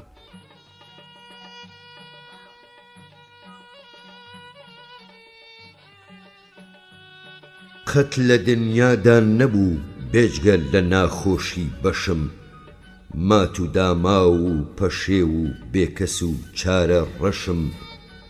سەردەمێک ئاوارە بووم و ماوەیەکیش دەست بەسەر، نەمدی ڕووی ئاسوودەیی هەر تووشی گێرە و قەرقەشم. دابی کوردی وایە کەس لاگیری لێ قەوما و نییە، بۆچی سەر کۆنەی بکەم لێم زیزە یاری مەهوەشم. تیغی بێمەیلی و جەفای ئەو نازەنینە دڵڕەخە، جەرگی لەت کردم بە جارێک ئەنجنیویە سینەشم. کوشتمی و شەشخانی ئومێدی لە من گرتن حەریف، مۆرە هەڵداوێم و بێهودە بە تەوای دووشەشم. نابینی زەردە لەسەر لێوی کەسێ لەم شارەدا، گەرخەم و دەردی دڵی خۆمیان بەسەردا دابەشم. کۆمەڵە بێجگە لەوەی کۆمەڵەیەکی سیاسی بوو، کۆمەڵەیەکی کۆمەڵایەتی و ئەخلاقیش بوو. زۆربەی ئەندامانی کۆمەڵە بڕوایان بەو سوێندە هەبوو کە خواردبوویان و دەستیان لە ئاکاری دزێ و هەڵگرت بوو. دزی خراپە و نێوان ناخۆشی لە کزیدا بوو، ئەتوانم بڵێم لە هێندێک جێگایان هەر نەما. هێندەی پێنەچوو کۆمەڵە سەرانسەری کوردستانی ئێرانی تەنیەوە و پەلی هاویشت بۆ پارچەکانی تری کوردستان، بە تایبەتی لە کوردستانی عێراقدا لکی کۆمەڵە زۆر پەرەی گرت و بەهێز بوو. ئەندامانی کۆمەڵە لە هەموو چین و توێژەکانی کۆمەڵی کوردەواری پێکاتبوون و جیاوازی بیر و بڕوای سیاسی و فەلسەفیان هەبوو. ئەگەر چاوێک بە ئۆرگانی کۆمەڵەدا بخشێنین ئەو ڕاستیەتان بۆ دەرەکەوێ کە من لێرەدا مەجالم نییە بۆتان شی بکەمەوە. بەڵام هەموو لەسەر شتێک ڕێککەوتبوون، ئەویش ڕزگاری کوردستان بوو.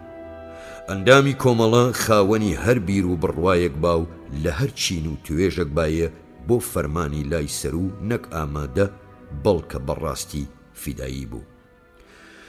داهاتی کۆمەڵە تەنیا و تەنیا مانگانەی ئەندامان و فرۆشی چاپەمەنیەکان و داهاتی تیاتر و نمایشەکانی بوو، کەچی زۆر بەباشی بڕێوە چوو. هۆی ئەوە بوو هەموو کەس بەو پەڕی دڵخۆشیەوە مانگانەیەدا و چاپەمەنی کۆمەڵەی بە چەند هێندەی نرخی دیاری کراوە کڕی. من خۆم دیومە ژمارەی نیشتیمانیان بە 200 ئەوەندەی نرخەکەی کڕیوە. نیشتیمان قەت دانەیەکی نەدەماوە. کۆمەڵە لە پێشدا کتێبێکی بچووکی شیعری بڵاو کردەوە بە ناوی دیاری کۆمەڵەی ژێکاف کە شیعرە نیشتیمانیەکانی حاجی قادر و مەلای گەورەی کۆیە و هەژار و شێخ ئەحمەدی حیسامی تێدا چاپ کرابوون و دەست بەجێ تەواو بوو. دوایە گۆڤاری نیشتیمانی وەک ئۆرگانی کۆمەڵە چاپ کرد. یەکەم شیعری من لە ژمارە 2 نیشتیماندا بە ناوی میم شین هێمن بڵاو کرایەوە و ئیتر بوومە ئەندامی دەستەی نووسەرانی ئەو گۆڤارە و لە هەموو ژمارەکانیدا شیعر و وتارم بڵاو کردەوە. زەبیحی سەرنووسەری نیشتیمان بوو، بەڕاستی لە چاپکردنی ئەو گۆڤارەدا زەحمەتی کێشا و وریایی نیشاندا.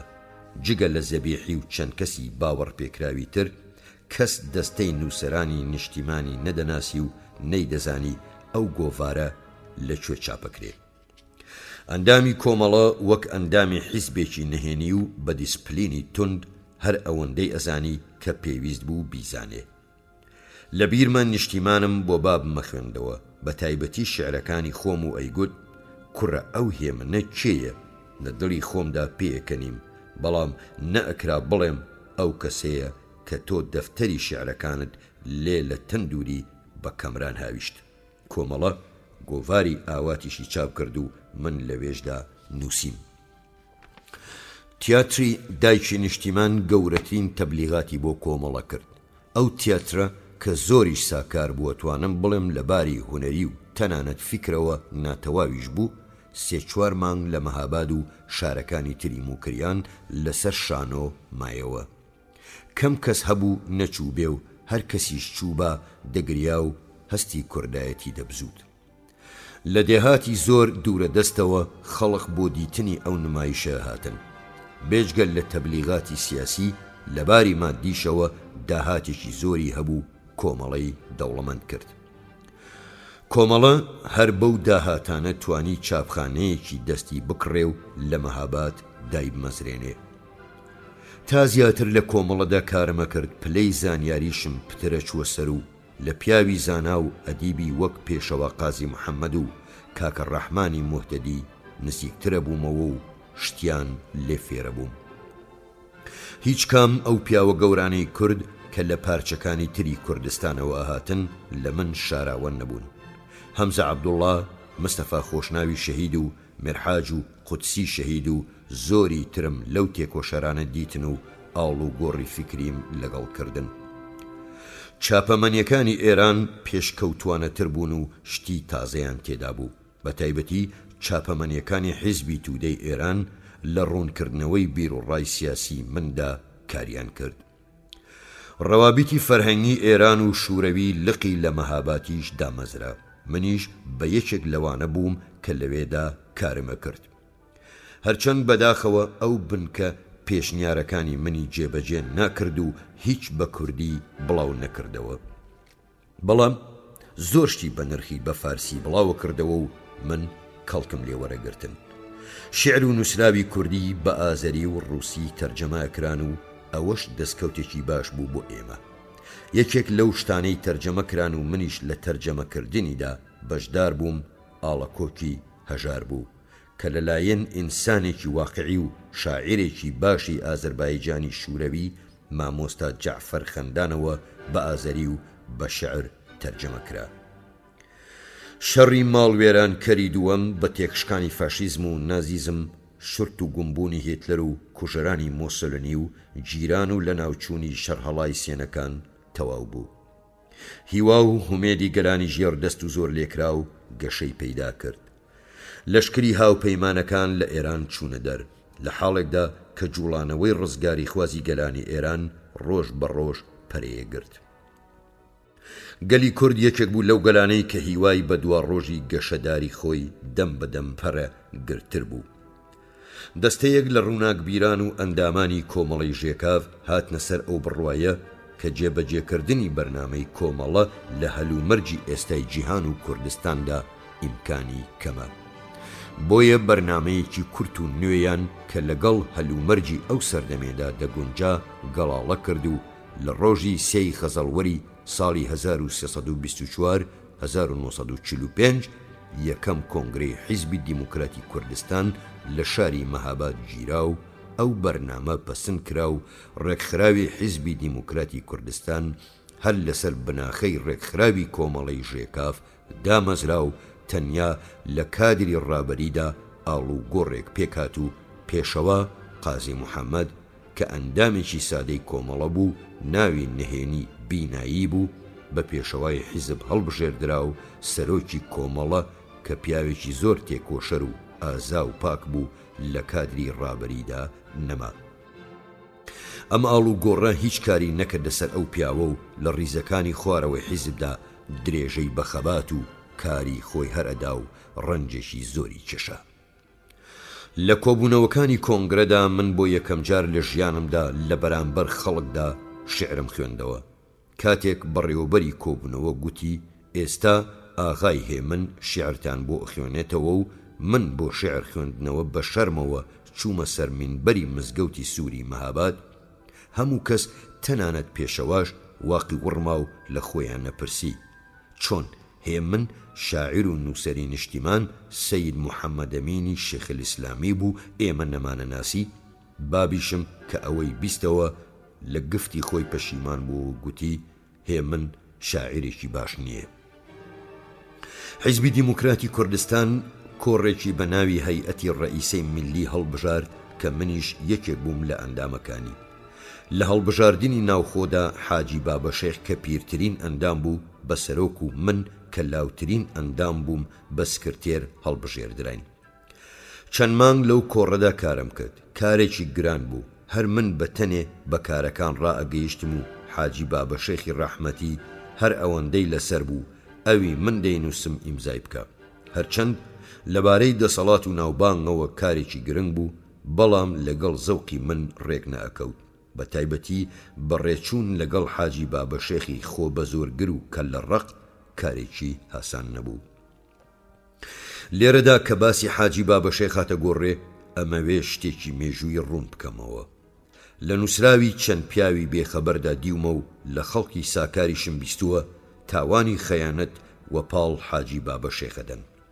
من حاجی بابەشێخم خۆش ناویست، چونکە لەگەڵ ئەوەشدا ئەیانگوت لە علومی دینیدا زۆر شارەزایە و ریاضیاتی کۆن زۆر باشەزانێ، پیاوێکی زۆر کۆنەپەرست و کە لە ڕق و خۆپەرست و ناشارەزا بوو، بەڵام زۆر ڕاست و پاک و ئازا و بەبیر و بڕوا بوو، بە هیچ بارێک تاوانی خەیانەتی پێوە نانووسێ. لە کاتی گوتوبێژ لەگەڵ نوێنەرانی دەوڵەتی مەرکەزیدا دوور نییە فریوی خواردبێ و بە هەڵە چوو بێ، بەڵام لە ڕێگای ڕاست لای نەداوە. بڵاوە پێدانی گەمارۆی دەوری سەقز و سەردەشت و خوڕخوڕە کە تاوانەکەی دەخەنە سەر حاجی بابەشێخ پەیوەندی بە مەسەلەیەکی قوڵ و نەهێنی سیاسیەوە هەیە کە لێرەدا جێگای باسکردن نییە و باجارێ دەرخۆنەی لەسەر دابنێن و زۆر لە دەسەڵاتی حاجی بابەشێخ بەرەو ژوورتر بوو. حاجی بابەشێخ ئەوەندەی دەسەڵات نەبوو فەرماندەکانی دەوروبەری ئەم شارانە بە قسەی بکەن و بکشێنەوە. خۆ ئەو هیچ مەسئولیەتی لەشکری نەبوو، لەشکری کوردستانیش وەک لەشکرێکی ڕەسمی بە قسەی فەرماندەکانی خۆی کرد، نە بە قسەی سەرەک وەزیرێکی بێدەسەڵاتی غێرە نیزامی. هیوادارم بەم کورتە نووسینە خوێنەرەکانم ڕوون کردبێتەوە. من وازم لە سکرتێری هەیئەتەی ڕئیسەی میلی هێنا و لە کۆمسیۆنی تەبلیغاتی حیزبدا دەستم بەکار کرد. لە هەموو چاپەمەنیەکانی حیزبدا دەستم بەنووسین کرد، لە ڕۆژنامەی کوردستان و گۆڤاری کوردستان و هاواری کورد و هاواری نیشتیمان و گڕووگاڵی مناڵان و گۆڤاری هەڵاڵەدا شیعر و وتارم بڵاوەکردنەوە و لە میتینگەکانی حیزبدا بەشدارە بووم. لە دەستەیەکدا کە بۆ دانانی کتێبی کوردی بۆ فێرگەکانی کوردستان کاریانە کرد ئەندام بووم. ئەندامە ئەسڵیەکانی ئەو لێژنە وەک لە بیرم مابێ زەبیحی و هەژار و برایمی نادری و دڵشادی ڕەسووڵی و من بووین.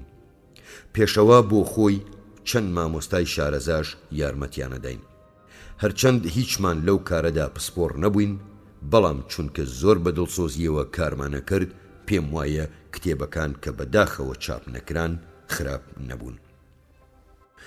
ڕۆژی 26 سەرماوەز ئاڵای کوردستان لە مەهاباد هەڵکرا و ڕۆژی 2 ڕێبەندانی 1324 کۆماری کوردستان دامەزرا. من نامەوێت لەو بارەوە بدوێم، چونکە زۆری باسکراوە و تەنیا ئەڵێم من لەو ڕۆژە پیرۆزانەدا بەشدار بووم و شعرم خوێندەوە. لەو ماوەدا من و هەژار یەک ماڵ بووین، شەو ڕۆژ پێکەوە گەڕاین، ماوەیەکیش قزڵجیمان لەگەڵ بوو. کاتی بێکاری و سانەوەمان زۆر خۆشڕا بوارد. من کە پایەی خوێندەواری و زانیاریم زۆر لەوان کەمتر بوو، لە هاونشینی ئەوان کەڵکم وەرەگرت و شت فێرە بووم، چونکە من و هەژار بۆ هەموو جێگایەک پێکەوە بووین و لێک هەڵنە ئەبڕین. زۆر کەس نەی ئەزانی کاممان هەژارە و کاممان هێمن و ئەگەر یەکمان بە تەنێگە ڕاباین دەیانگوت کوا ئەویتر. پاش 2 ڕێبەندان و پێکاتنی کۆماری کوردستان، کوردەکانی پارچەکانی تری کوردستان ڕوویان لە مەهاباد کرد و من و هەژار لەگەڵ هەموو پیاوە بەناوبانگەکان پەیوەندی دۆستایەتیمان دامەزراند. مامۆستا قانیعیشم ناسی و لە ئەزمموی ئەدەبی ئەویش کەڵکم وەرگرت. زۆرم بیرەوەری خۆش لە هاونشینی مامۆستا قانیع هەیە کە بەداخەوە لێرەدا مەجالی جێڕانەوەیان نییە. دایکم لە مێژ بوو ئەیویست ژنم بۆ بێنێ و تا نەمردووە من بە زاوایی ببینێ، بەڵام من ملم ڕا نەئەکێشا و نەئەچوومە ژێربار. خۆم بە خوێنەوارە زانی و پێم وابوو حەق نییە دایک و بابم ژنم بۆ بێنن. بۆ خۆشم لە هەڵبژاردننی دەستگیراندا دڕدۆنگ بووم و هەتا گەورەترە بووم ئەو دڕدۆنیم زیادیە کرد. لەو ئاخیرانەدا هاتبوومە سەر ئەو خەیاڵە کە ئەسڵەن ژن نەهێنم و بەڕەمەنی بمێنمەوە. هیچ کچێک تەبعی جوانی پەرستی منی ڕازی نەئەکرد و ڕەنگ بێ ئەگەر دایکم نەبوو بە ئێستاش بوخچەی نەکراوە بوو بام. بەڵام دایکم ئەو ساڵی پێی لێ لە کەوشان کردم و گوتی ئیلا بیللا پێت خۆش بێ و پێت ناخۆش بێ ژنت بۆ دێنم. لەو لاشەوە هەژاری لێ نەدابووم و شەو ڕۆژ لە بن هەنگڵمدا بوو. هەژار بە تەمەن چیوا لە من گەورەتر نەبوو، بەڵام سارد و گەرمی ڕۆژگاری زۆر لە من پتر چێشت بوو. دوو جاری ژن هێنابوو، ئەزمموی لەو بارەوە زۆر بوو. توندی و سەرڕۆیی دایکم و نەرمە نەرمە و دنەدانی هەژار دڵیان نەرم کردم. دایکم برازایەکی خۆی کە کچی پیاوێکی بەدەسەڵات و دەوڵەمەند بوو بۆ خواستم کە نەدی بووم و نەدەمناسی. درۆ نەبێ جارێکی دوور بە دوور لەبەر مانگا دۆشین دی بووم.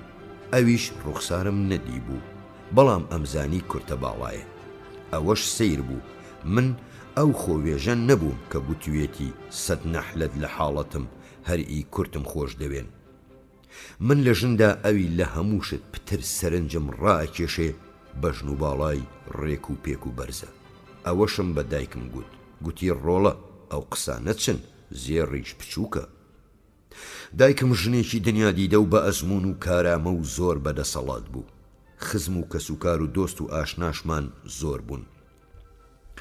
لەناو ئەو هەمووانەدا ئەو برازایی هەڵبژاردە بوو.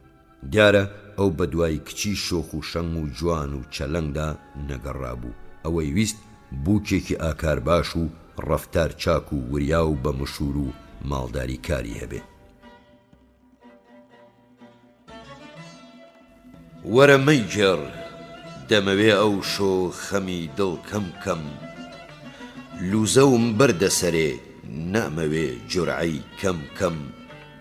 تەشەنا بۆتەوە ناسۆری دەروونم دیسان، زامی کۆنە و بەمەی کۆنی ئەبێ مەڵهەم کەم.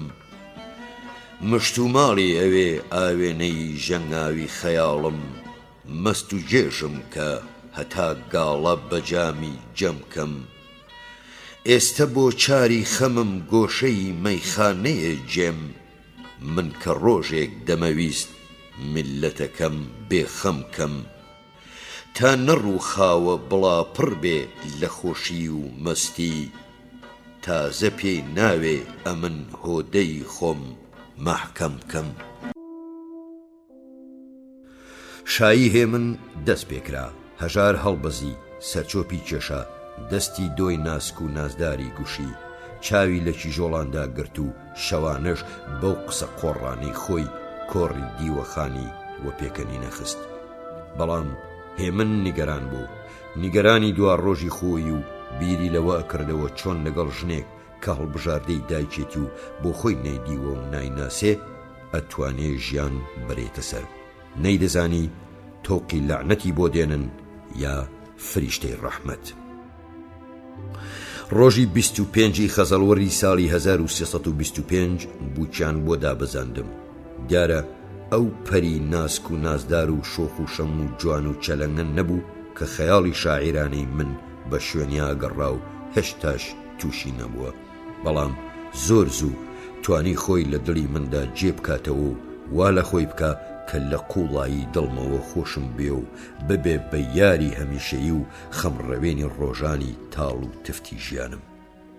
23 ساڵ پێکەوە ژیاین و لە پەنا ئەودا هەستم بەسانەوە کرد. قەتی ئەوەندە دڵ نەشکاندم ڕۆژێک تا ئێوارە لێی زیز بم و دەنگی لێ بگۆڕم. زۆر لە ژیانی ژن و مێردایەتیم ڕازیم. ئیقرارەکەم ژیانی خۆشی ژن و مێردایەتیمان زیاتر ئەو پێچی هێنابوو، چونکە من دەزانم حەساس و تووڕە و تەنانەت بیان و گر و جنگنۆکەم. بەڵام ئەو هێدی و ئارام و ژیر بوو بیانووی نەئەدا دەستم. تاقە کوڕێکمان بوو ناوم نا سەلاح. ئەوەم ماوەیەکی زۆرە لە دیداریان بێبەشم و دەردی دووریە چێژم. یادیان بەخێر. هێشتا مانگێک بەسەر شەوی زاوایەتیمدا ڕانەبرد بوو بە قسەی ئەوڕۆ مانگی هەنگوینم تەواو نەکرد بوو کە بەداخەوە ئەوی نەمدەویست ڕوو بدا ڕوویدا و ئەوی پێم خۆش بوو بمرم و نەیبینم دیتم. ڕیسەکەمان لێبۆوە خوری، هێلانەکەمان لێ شێوا و کۆمارەکەمان ڕووخا و دوشمن بەسەرماندا زاڵ بۆوە. ماوەیەک بوو هەست بە مەترسیەکرا جەبهەی سەقز و سەردەشت قایمترەکران چەند دەرەبەجی بەناوبانگ و خاین ڕایان کردبوو بۆ عێراق و یەک دوو مەلا و شێخی خوێڕیە پیاو دەست بەسەر کرابوون. حکوومەتی ئازەربایجان لەشکرێکی ساز و تەیاری بۆ پشتیوانی پێشمەرگە ناردبووە جەبهەی سەقز چونکە وا بەراورد کرابوو کە تەنیا لەو جەبهەڕە ترسی پەلاماری دوژمن هەیە. لە پێشداش چەند جار لەو جەبهەڕە دوژمن پەلاماری هێنابوو بەڵام زۆر خراپشکا بوو زەبری دەستی پێشمەرگەی کوردستانی چێشت بوو. ئازەربایجان حکوومەتێکی گەورەتر و بەهێزتر و زۆر تەیارتر و پرچەکتر بوو لە کوردستان. خەتی دیفاعی ئازەربایجانیش زۆر قایمتر بوو کەوا بوو کەم کەس بە خەیاڵی داهات لە ڕێگای ئازەربایجانەوە پەلامار بۆ سەر جوڵانەوەی ڕزگاری خوازی گەلانی ئێران بهێنرێ. ماوەیەک بوو بۆ ئەوەی کارەکانی حیزبی باشتر ڕابپەڕن پاش ئەوەی شەوانە پێشەوە کە زۆر شەو تا درەنگ لە دەفتەری حیزبدا دەماوە و دەچۆ ماڵی خۆی کادرێکی حیزبی لە دەفتەری حیزبدا دەماوە بۆ ئەوەی راپۆرتی خوارەوە ئەگەر پێویست بوو بە پێشەوە ڕابگەیەنێ و دەستوراتی پێشەوە بۆ خوارەوە بنێرێ. ئەو شەوی نۆرەی منی تازە زاوا بوو لە دەفتەری حیزب دانیشتە بووم و خەریکی نووسینی مەقالەیەک بووم بۆ کوردستان. ئەفسەرێکی بچووک بەڵام دۆستێکی گەورەی من و ئەندامێکی زۆر بە وەفای حیزب هاتە ژوور. زۆرم پێناخۆش بوو کە دەستی بۆ ڕادیۆکەی سەرمێزەکە برد چونکە نووسینەکەی لێ تێکدام بەڵام چم نەگوت و قەڵەمەکەم دانا. لە پڕ شتێکی وامان گوێ لێ بوو کە وەختا بوو پێمان بە عەرزەوە وشک بێ. ڕادیۆتاران تەلەگرافی پیرۆزبایی دکتۆر جاوید وەزیری ناوخۆی ئازەربایجانی خوێندەوە کە بە بۆنەی گەڕانەوەی ئەرتەشی شاهنشایی بۆ تارانی ناردبوو. دوایە خەبەری ڕاکردنی متەجاسیرینی ڕاگەیان. متەجاسیر و ماجەراجوو دوو ناوبوون کە لەو شەوەڕە بەسەر بەڕێوەبەرانی جوڵانەوەی ئازادیخوازی کوردستان و ئازەربایجاندا بڕان و ئێستاش دەستگای تەبلیغاتی ڕژێم دوو پاتەیان ئەکاتەوە و دەیانهێنێتەوە کاوێش. دەست بەجێ بە تەلێفۆن ئەو خەبەرم بە پێشەوە ڕاگەیان گوتی بۆ خۆت وەرە ئێرە و بە ئەوانی تریش ڕابگەیەنە بێنە ئێرە. بە دوای ئەوانمدا نارد و بۆ خۆم چوون بۆ ماڵی پێشەوە. سەدری قازی برای پێشەوە کە نوێنەری مەجلیس بوو لە تاران و بڕواڵەت نەدەبوو لەو واقعە بترسێ لە هەموو کەس پتر شڵەژا بوو. ئەو دەست بەجێ گەڕاوە بۆ تاران و لەوێ گرتیان و هێنایانەوە مەهاباد. ئازەربایجانی وا تەیار و پڕچەک بە لەشکری ساز و پەرداخ و فەرماندە لێزانەکانیەوە بۆ وازی و تەسلیم بوو. پیشەوەری کارامە و شۆڕژگێڕ و کۆنەپیا و ئازا و ڕابەرەکانی تری ئازەربایجان بۆ وا بەپەلە ڕایان کرد. پرسیارێکە کەس بە تەواوی جوابی نەداوەتەوە و منیش جوابم بۆ نادرێتەوە. بەڵام دڵنیام ئەگەر فیدایی دەستی کردباوە و ئەگەر فرقە بربەرەکانی بکردایە لەشکری شڕ و شپڕێوی تاران نەتەنیا پێی لە تەورێز نەدەنا و ئەو هەموو کوشتاری نەئەکرد بەڵکە تارانیژە شێوا و لەوانە بوو لەسەر تاسەری ئێراندا جوڵانەوەی ئازادی خوازی بەسەر کۆنەپەرستیدا سەرکەوێ و تەنانەت نفوزی ئیمپریالیزم لە ڕۆژهەڵاتی ناوەڕاستدا زووتر بنەبڕ بێ. بەڵام وەک زانایان گوتویانە مێژوو ئەوەیە ڕوو ئەدا نەک ئەوە کە ئێمە ئەمانەوێ. بەڵێ کتوپڕ تەورێز گیراوە و کوردستانیش لە هەموو لاوە گەمارۆدرا. پاشەوەی سەدری قازی نازانم بۆچی بەرەو تاران گەڕاوە ڕابەرانی حیزبی دیموکراتی کوردستان لە ماڵی پێشەوە کۆبوونەوە و ئەو شەوی ڕۆحیەی هەموو کەس ئەتوانم بڵێم باش بوو. شورای جەنگ بە سەرۆکایەتی حاجی بابە شێخ پێکات و سوورەت جەلسەی یەکەم ئیمزا کرا و قەراری بربەرەکانی درا. بەڵام هێشتا مەرەکەبی بڕیارنامەکە وشک نەبوو بۆەوە کە خەبەر هات یەکێک لە ئەندامەکانی ئەو شورایە ڕای کردووە. بۆ بەیانی وەزع گۆڕا و بڕیاری بربەرەکانی هەڵوەشاوە و بە پێشمەرگە دەستور درا بێ دەستکردنەوە پاشەکشە بکا و ڕێگا بۆ ئەرتەش بەتاڵ بکا و خەڵق دەستێکی کەوتە ئەولایی و یەکیشی کەوتە ئەملایی. پێشمەرگە لە جەبهەی سەقز و سەردەشتەوە بەڕێک و پێچی پاشەکشەی کرد، بەڵام فیداییەکان کە فەرماندەکانیان ڕایان کردبوو وەک مەڕی بێشوان بڵاو بوون و عەشایر لێیان وەخۆ کەوتن و هەموویان داپڵۆسین و نەیان هێشت تاقە فیشەکێک لەگەڵ خۆیان بەرنەوە. بەڵام نەوێرانە پێشمەرگە تەنیا لە ناو مەنگوڕان پێشی دەستەیەکیان گرت کە بە فەرماندەیی زیڕۆی دەگەڕانەوە. زێڕۆژ کە بۆ خۆی شڕەخۆرێکی وەک ئەوان بوو دەستی نەدا و بە گژیان داهاتەوە و تەنانەت چەند گوندیشی تاڵان کرد و گەیشتەوە مەهاباد. ئەوانی فیداییەکانی ئازەربایجانیان ڕوود کرد، کەسیان نەکوشت. ئەوی من وەبیرم بێ لەو کارە ساتەدا تەنیا پێشمەرگەیەکی کوردی عێراق شەهید کرا و هێندێکیشیان ناپیاوانە ڕوودکردن. فەرماندەی ئەرتەش بێ هیچ زەحمەت گەیشتە گوندی حەمامیان و پێشەوە لەوێ دیتی.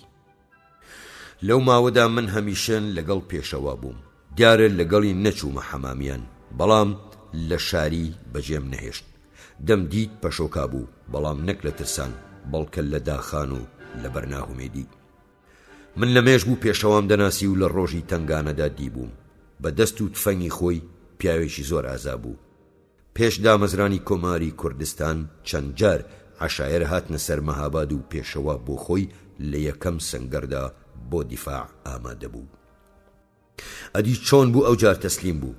بۆ خۆم لێم بیست گوتی لەسەرمانەوە ناچن و دەمان کوژن، بەڵام پێم خۆش نییە گەلەکەم بەجێ بێڵم و ئەمەوێ لە ناو ئەواندا بمرم. ڕاستە کوردستان پاش گیرانەوەی ئازەربایجان و لە دەستدانی ئەو هاوپەیمانە بەهێزە لە هەموو لایەکەوە گەمارەوە درابوو. ڕاستە بەشێکی عەشایر گوێیان لە کڵاو و پەڕاندبوو چاوە نۆڕی خراپەیان لێکرا. ڕاستە خەزێنەی کۆمار بەتاڵ و حەتاڵ بوو، هەمووی درابوو بە تووتن و هێشتا نەفرۆشرابەوە و لە عەمباردا مابووەوە. ڕاستە لە هەموو یارمەتیەکی دەرەوە هیوا بڕاو کرابوو، بەڵام من بەش بە حاڵی خۆم لەو بڕوایەدام ئەگەر دەستەوەکەری کرابا و ئێمە ئەزمموی شۆڕش گێڕیمان هەبا، مێژووی کۆماری مەهاباد بەو جۆرە دوایی نەدەهات کە هات.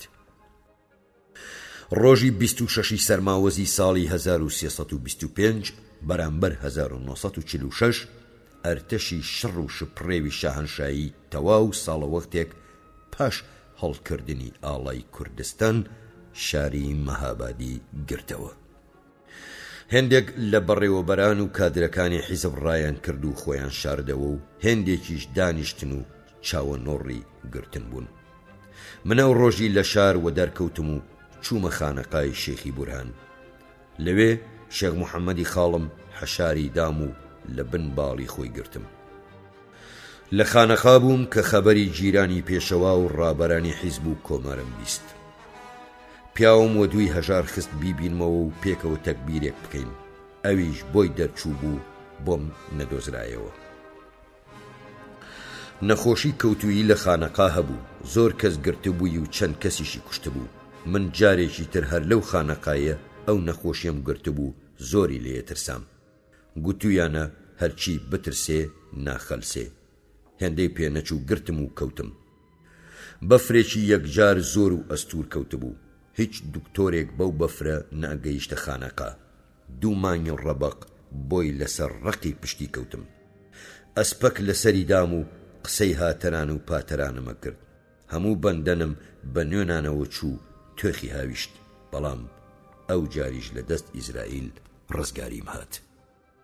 کە لە نەخۆشی هەستامەوە بەفریش کەم ببوو، ڕێگا کرابوونەوە وایان بە مەسلحەت زانی بۆ ئەوەی کەمێک ژیوەڵە ببمەوە و گورد بگرمەوە و بەدزی بچمەوە ماڵی خۆمان کە لە شار نێزیک بوو، دەرمان و خواردنی باشتری لێوە دەسەکەوت. چاک لەبیرم نییە چەند ڕۆژان لە ماڵێدا تەماڵم هەڵگرت و خۆم مەڵازدا.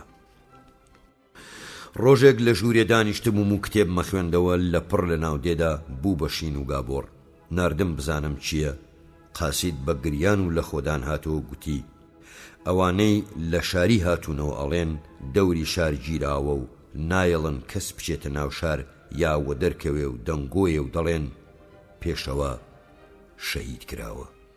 هێندەی پێنەچوو، قسەکە دڕا و مەعلوم بوو. پێشەوا و سەدری قازی برایی و سەیفی قازی ئامۆزای لە چوارچرای مەهاباد لەدار دراون. ئەو ڕووداوە دڵتەزێنە و ئەو کارە ساتە جەرگ بڕە هەموو کوردێکی بە شەرەفی خەمناک و تازیەبار کرد. بە تایبەتی دڵی منی بە ناسۆر ئەنگاوت، ناسۆرێک کە بۆتە تیراوی و ئێستاش هەروە بن دەداتەوە و هەڵدەداتەوە و بێگومان ساڕێژ نابێ و لەگەڵم دێتە بنگڵ. من پێشەوام لە دڵەوە خۆشەویست، بەڕابەرێکی دڵسۆز و ژیر مەزانی، بە کوردێکی پاک و چاکمەناسی و بە موسڵحێکی یەکجار گەورە و مەزنە مەزانی. ئەمزانی نەتەوەکەی خۆی چەند خۆشەوێ و چەندی پێخۆشە خزمەتی بکە، چەند بە ئاواتەوە بوو کورد بگاتە ڕیزی نەتەوە بەختەوەرەکان. زۆرم هیوا پێبوو گەلەکەمان بە پەلە بەرێتە پێش و وڵاتەکەمان زوو ئاوەدان بکاتەوە. لەو ماوە کورتەشدا دەزانین چەندی خزمەتی بەکەڵک کردن.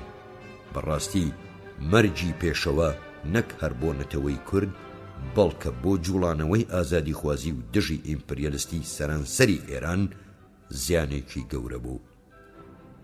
دەریایەک زانست و ئەدەب، دەریایەک فکر و بیر بەدەستی زۆردارێکی سەرڕۆ و نەزان وشک کرا و لە ناوچوو. عەزیزم بۆچی تۆراوی لە خۆڕا، چ خەوماوە دڵی تۆ بۆچی گۆڕا؟ ئەتۆ واز و لەبیرت کردم ئەمما فەرامۆشت نەکەم شەرتە لە گۆڕا. لە منڕا خۆ خەتایەک ڕووی نەداوە، ئەدی بێمەیلی بۆ ڕوویدا لە تۆڕا. ئەسیری کەزیەتە کۆتری دڵی من، ئەبێ حاڵی چ بێ کۆتر لە تۆڕا. سەر و ماڵ و کەماڵ و بیر و هۆشم لە نەردی عشقی تۆدا پاچی دۆڕا. سێ ڕۆژ پاش شەهیدبوونی پێشەوە یانی ڕۆژی سێزدە بەدەر قەلفڕم بۆ کرد و لەگەڵ پیاوێکی هەژار و هاواڵێکی زۆر بە نرخی حیزبی بەرەو کوردستانی عێراق وەڕێکەوتین. بە دوو ڕۆژ و دانێک سنوورمان پەڕاند. لەو بەری جۆگەوە بازمدا ئەو بەری جۆگە بڕواڵەت هیچ فەرقێکم نەهاتە پێش چاو، بەڵام لە واقعدا سنووری سیاسی وڵاتێکم پەڕاند بوو، چوو بوومە وڵاتێکی دیکە. گەیشتمە شاری قەڵاتزە و نێو بازار کەوتم و نەکەوتم بە بەرگ و لیباس پۆلیس ناسیمی و زانی لەو دی ڕاهاتوو. پیلیان گرتم و خەریک بوون تێکمەوە پێچن، بەڵام مەلایەک و حاجیەک بێ ئەوەی بمناسن باڵیان بەسەردا کێشام و نەجاتیان دام. نەقلەکە ڕاست لە من ڕوویدا بوو، لە ترسی ئاگر پەنام بۆ مار بردەبوو. مەلا پێی خۆش بوو بمناسێ، منیش لەگەڵ ئەوەشدا پێم خۆش نەبوو کەس بمناسێ، ناوی خۆم بە کەس بڵێم خۆم پێناسان. دیار بوو مامۆستا منی لە دوورەوە ناسی. ئەو شەوە زۆری حورمەت گرتم و لە حوجرەی فەقەیان نووستم و بەیانی بۆ خۆی و پێشم کەوت و بردمی بۆ گوندی گرت بۆ داخ. من بە هیوا بووم سۆراخی هەژار و زەبیحی و قزڵجی و دڵشاد بکەم و قسەی خۆمان بێ، لە دڵی خۆمدا وام دانابوو یەک بگرینەوە و سەر لە نوێ دەست بەکار بینەوە. دیارە ئەو قسەم بە مامۆستا عەرز نەکرده بوو، بەڵام پێم گوت دەمەوێ ئاوەڵەکانم ببینمەوە. مامۆستا گوتی جارێ ڕووبار زۆرن و بوارنین و بێجگەلەوە ئەو کوردانی ئێرە کە هاتبوونە ئێران هاتوونەوە و دانگەریزە دەکەنەوە بۆ لای شاران و پۆلیس ئامادەیی هەیە. جارێ ماوەیەک لێرە بە تا وڵات کەمێک ئارامە بێتەوە. هاوڕێیەکم ناردەوە و بۆ خۆم دەستم کرد بە خوێندن و سەر لە نوێ بوومەوە فەقێ. زۆر چاکمە خوێند، هەم خۆمە خافڵاند و وەڕەزی خۆمەشکاند و هەم ئەمویست ئەوەی لە سووریم دۆڕاندووە لە کایەی تێی هەڵبێنمەوە. هێشتا لاو بووم و ئەگەر خوێندبام دەمتوانی شتێک بە شتێ بکەم، بەڵام خوێندنەکەم زۆری نەخایەند و بیستم وەزعی ئێران ئارام بۆتەوە و دەستیان لە خەڵک گرتن هەڵگرتووە. لێکم داوە پاش ئەوەی لێرەش هەر قاچاخم و ناوێرم بگەڕێم بۆ سەرێک لە وڵاتی خۆمان نەدەمەوە. ئەگەر زانیم دەحاوێمەوە ئەوە هەر لەوێ خۆم حەشارەدەم. بە تاقی تەنێ ڕووم لە کوێستانە خۆشەکانی کوردستان کرد، بەنێو چادر و هۆبە و گوڵ و گوڵزاراندا گەڕام. شەنگەبێری کێڵگەردنم دین لەو گەشت و گەڕانەدا بووم کە پارچە شیعری بەهاری کوردستانم گوت کە بۆ خۆم ئێستاش زۆرم خۆشەوێ و بە شاکاری ێزانم. ژاندارم و پۆلیس لە هیچ کوێ توش نەبووم و بێسەدەمە گەیشتمەوە گوندەکەی خۆمان. ڕاوەستام تا شەو بەسەر دەستاندا هات و بە تاریکی چوومەوە ماڵێ. یەکسەر چوومە پشت دەرچی ژووری بابم. بۆ یەکەم جار لە ژیانمدا خۆم گرت چونکە بابم خۆ لە خەڵک گرتن و گوێ لە قسەی خەڵک هەڵخستنی زۆر پێ ناخۆش بوو. تەنانەت ژنی ماڵی ئێمە لە ترسی بابم قەت نەیان دەوێرا شەمۆڵە بگرنەوە و کە ئەو دەم لە لادێدا زۆر باو بوو. لە درزی دەرکەوە دیتم بابم بە حەواوە ڕاوەستاوە و لەگەڵ ئەو پیاوەی کە لەگەڵم هاتبوو بۆ کوردستانی عێراق قسە دەکا و پێی دەڵێ ڕۆڵە پێم بڵێ لەکوێیە بۆ خۆم پیاوە نێرم. ئەوی شەڵێ 2 ڕۆژی دی بۆ خۆمە چم و دەیهێنمەوە. قەولم پێداوە جێگا و شوێنی ئەو بە کەس نەڵێم. بابم کەمێک بە تووڕێیەوە گوتی چۆن بە منیش ناڵێ؟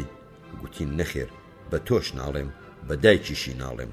قەولم پێداوە و قەولی خۆم دەبەمە سەر. ماندووی ڕێگا و چۆرەوەری غەریبی و بێنازی و لێ قەوماویم لەبیر چۆوە و لە دڵی خۆمدا گوتم چۆن زەحمەت کێشانی کوردی وایان لێ پەیدا بووە. بەڵێ زۆر قارەمانی وا لە خەباتی ڕزگاری خوازی گەلەکەماندا هەن کە بە شەرەفەوە ژیاون و بە شەرەفەوە دەمرن و مێژوش لە بیریانەکە. ئەو پیاوە پیاوێکی هەژار و زەحمەت کێش و نەخوێندەوار بوو. لە سەرەتای کۆمەڵەوە بە بڕوایەکی قایم و تەواوەوە هاتبووە ناو کۆڕی خەبات و بێ ئەوەی خۆی ڕانێ خزمەتی زۆر گەورەی کردبوون و کەسیش باشی ناناسێ و منیش لێرەدا ناوێرم ناوی برم چونکە نازانم ماوە یان نەماوە و دەشزانم ئەگەر مابێ تووشی دەردەسەریە بێ. چیدی خۆم پێڕانە گیرا و چوومە ژوورێ. دایکم و بابم و کابرا واقیان وڕما. دایکمان بازم بوو تێر و پڕی ماچ کردم. بەڵام بابم ئەو بابەی کە قەت ڕووی نەدەدامێ و لەبەر هیچ کارە ساتێک نەدەچۆما و بە مەتانەت و خۆڕاگری لە وڵاتدا ناوبانی هەبوو هەتا ما یەکمان جگەرەمان لەکن نەکێشا و بێ ئیجازە دانەنیشتین خۆی پێڕان نەگیرا و بەلوزە و فرمێسکی لە چاوهاتە خوار و هەتا ماوەیەک هیچ قسەی بۆ نەکرا. دوایە بۆ یەکەم جار و ئاخر جار لە ژیانمدا بە خێراتنی کردم و گوتی چاک بوو هاتیەوە. ئەوە لە دوام دەناردی عەفووی عمومی بۆ عەشیرەتان دەرچووە. ڕاستە ئێمە عەشیرەت نین بەڵام خەڵقی گوندین و ئەتوانین لەو دەرفەتە کەڵک وەڵگرین. ماڵی دنیام زۆرە و ئێستا هەمووشت بە بەرتی لەکرێ. جارێ ماوەیەک لە ماڵێ دانیشە و هاتوچۆی شار و باران مەکە تا بزانین دنیا چی لێ دێ. لە ماڵێ دانیشتم و چ باس نەبوو وردە وردە خەڵکیان بەردا. منیش دەستم کردەوە بە جووت و گاو ئاژەڵداریەکەی خۆم و هاتمەوە سەر حولەمە ڕەسێ.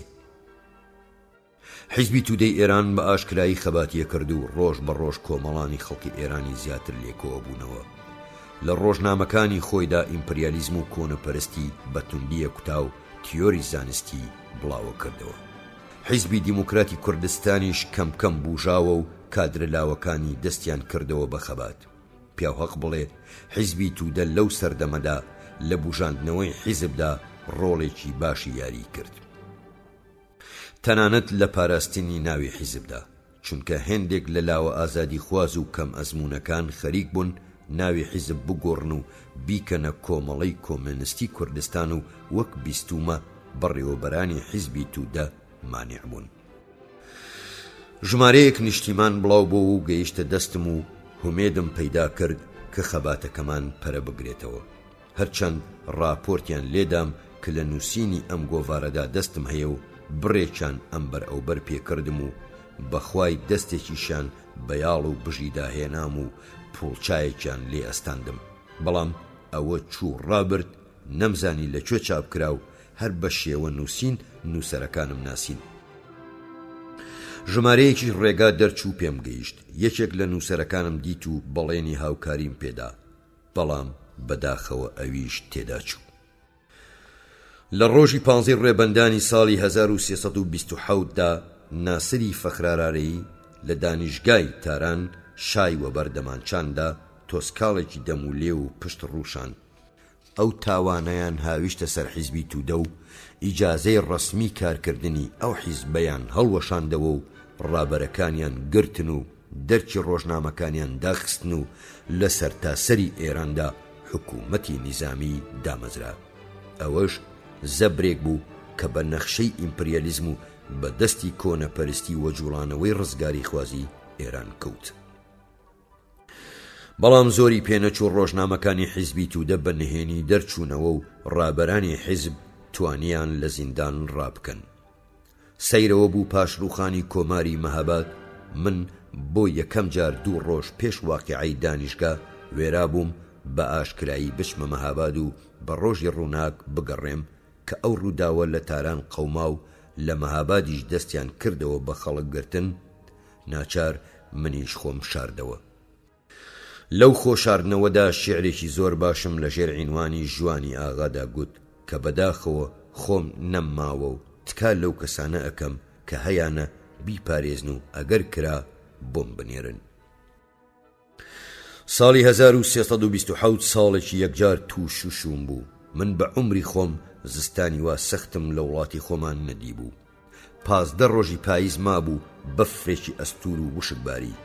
یەکنووە لە هەموو جێگایەک لە مێترێک پتر بوو. وشکە بەند و سەرما و سایقەی بەدوادا هات و یەکسەر بوو بەڕوو. بەفری دیکەشی بەسەرداباری. ڕێوبان گیران، قات و قڕی پەیدا بوو. ئاو وشک بوون و خەڵق ناچار بوو بەفر بتوێنێتەوە و بیخواتەوە. نەوت و ئاوردوو وەچیر نەدەکەوتن. ئاژەڵ و ماڵات قڕانی کرد. ڕەبستە ڕزین و نەوەندە گنخان و گرانیەکی زۆر بە سامی بەدوادا هات. من بۆ خۆم لە ئەزمموی پیاوێکی دنیا دیدە و کۆنساڵ کەڵکم وەرگرت و توانیم بەشێکی زۆر لە دەغڵ و دانی خۆمان لە ڕزین و زایەبوون ڕزگار بکەم.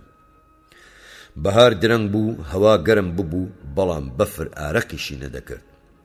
ڕۆژێک چوومە مزگەوت تەماشام کرد. پیرە پیاوێک بە تەنێ لە تەنیش سۆپە سالووسڕەکە هەڵکورماوە. هەر منی دید کوتی منداڵی ئەو زەمانە ئێمەیان پێخەرفاوە. گوتم مامەجان چ قەوماوە؟ گوتی بەسەری تۆ ئەوە چەند ڕۆژە بەو هەتیوە جێژانەی خۆمەڵێن بچن بەفری سەرڕەپستەکەمان کونکون بکەن جۆشم نادەنێ.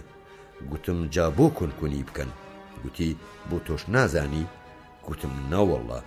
گوتی بیلامانێ کە ساڵ درەنگ بوو هەرد گەرمدا دێ و هەڵمێ دەکا. بەفریش نایەڵێ هەڵمەکە بێتە دەر و لە ناو خۆیدا ئەگەڕێتەوە و دەغڵەکە ئەسووتێ. ئەگەر کون بکرێ هەڵمەکە دێتە دەر و ناسووتێ. قسەی مامە پیرم بە دڵیەوە نووسا. چەند ڕۆژان پیاوم هەڵگرتن و چوومە زگ بەفر کونکردن. هەوا خۆش بوو، بەڵام کارەکە زۆر گران بوو. بەفرەکە ئەوەندە ڕەق بوو بە لۆسە کون نەدەکرا. بەڵام پاشان تێگەیشتم پەندی پێشینیان چەند ڕاستەکە گوتویانە دەستی ماندوو لەسەر زیگی تێرە. بەشی زۆری دەغڵی ئێمە ئەو ساڵی نەڕزی و نان و تۆوی خۆمان بوو. ئەو ساڵی لە هیچ کوێ دەغڵ نەبوو. ئەو جوود بەندانەی زەوی ئاوێژەیان بەدەستەوە بوو. هەرزن و گەرمەشامیان چاند و نیوەنانیان پەیدا کرد. منیش هەرزن و گەرمەشامی زۆرم چاند و بەرهەمێکی باشیاندا.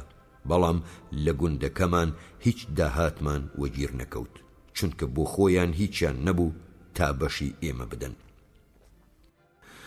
بۆ زستانی داهات و گرانیەکی بەسام سەرانسەری ئێران بە تایبەتی کوردستان و ئازەربایجانی داگرت.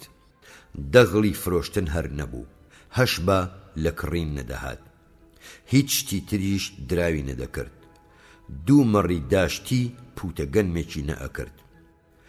کەویژە گەنمێکان بە جووتێک کەڵی خاوێ نەدەدا. هاواری سەر و ماڵ بوو، برا ئاوڕی وەسەر بران نەئەدا. بەڵام من نەمدی و نەمبیست لە کوردستان کەس ڕاستەوخۆ لە برسان بمرێ. هەرزن و گەرمەشامی خۆ وڵاتی و گەنم و جۆ و خورمای عێراق هۆیان داوە. لەگەڵ ئەوەشدا دەستگای تەبلیغاتی پادشایەتی ئێران لەو ساڵانەدا شەو ڕۆژ وەخت و بێوەخت پەلاماری دەبردە سەر دەوڵەتی شوورەوی. ئەو دەوڵەتە وەک جیرانێکی باش و دڵسۆز گەنمێکی زۆری دا بە ئێران. ئەویش چ گەنمێک بە ڕوحی پیاوی پێدەکەنی. بەهاتنی ئەو گەنمە خەتەر کەم بۆەوە و قات و قڕی لە شاران نەما.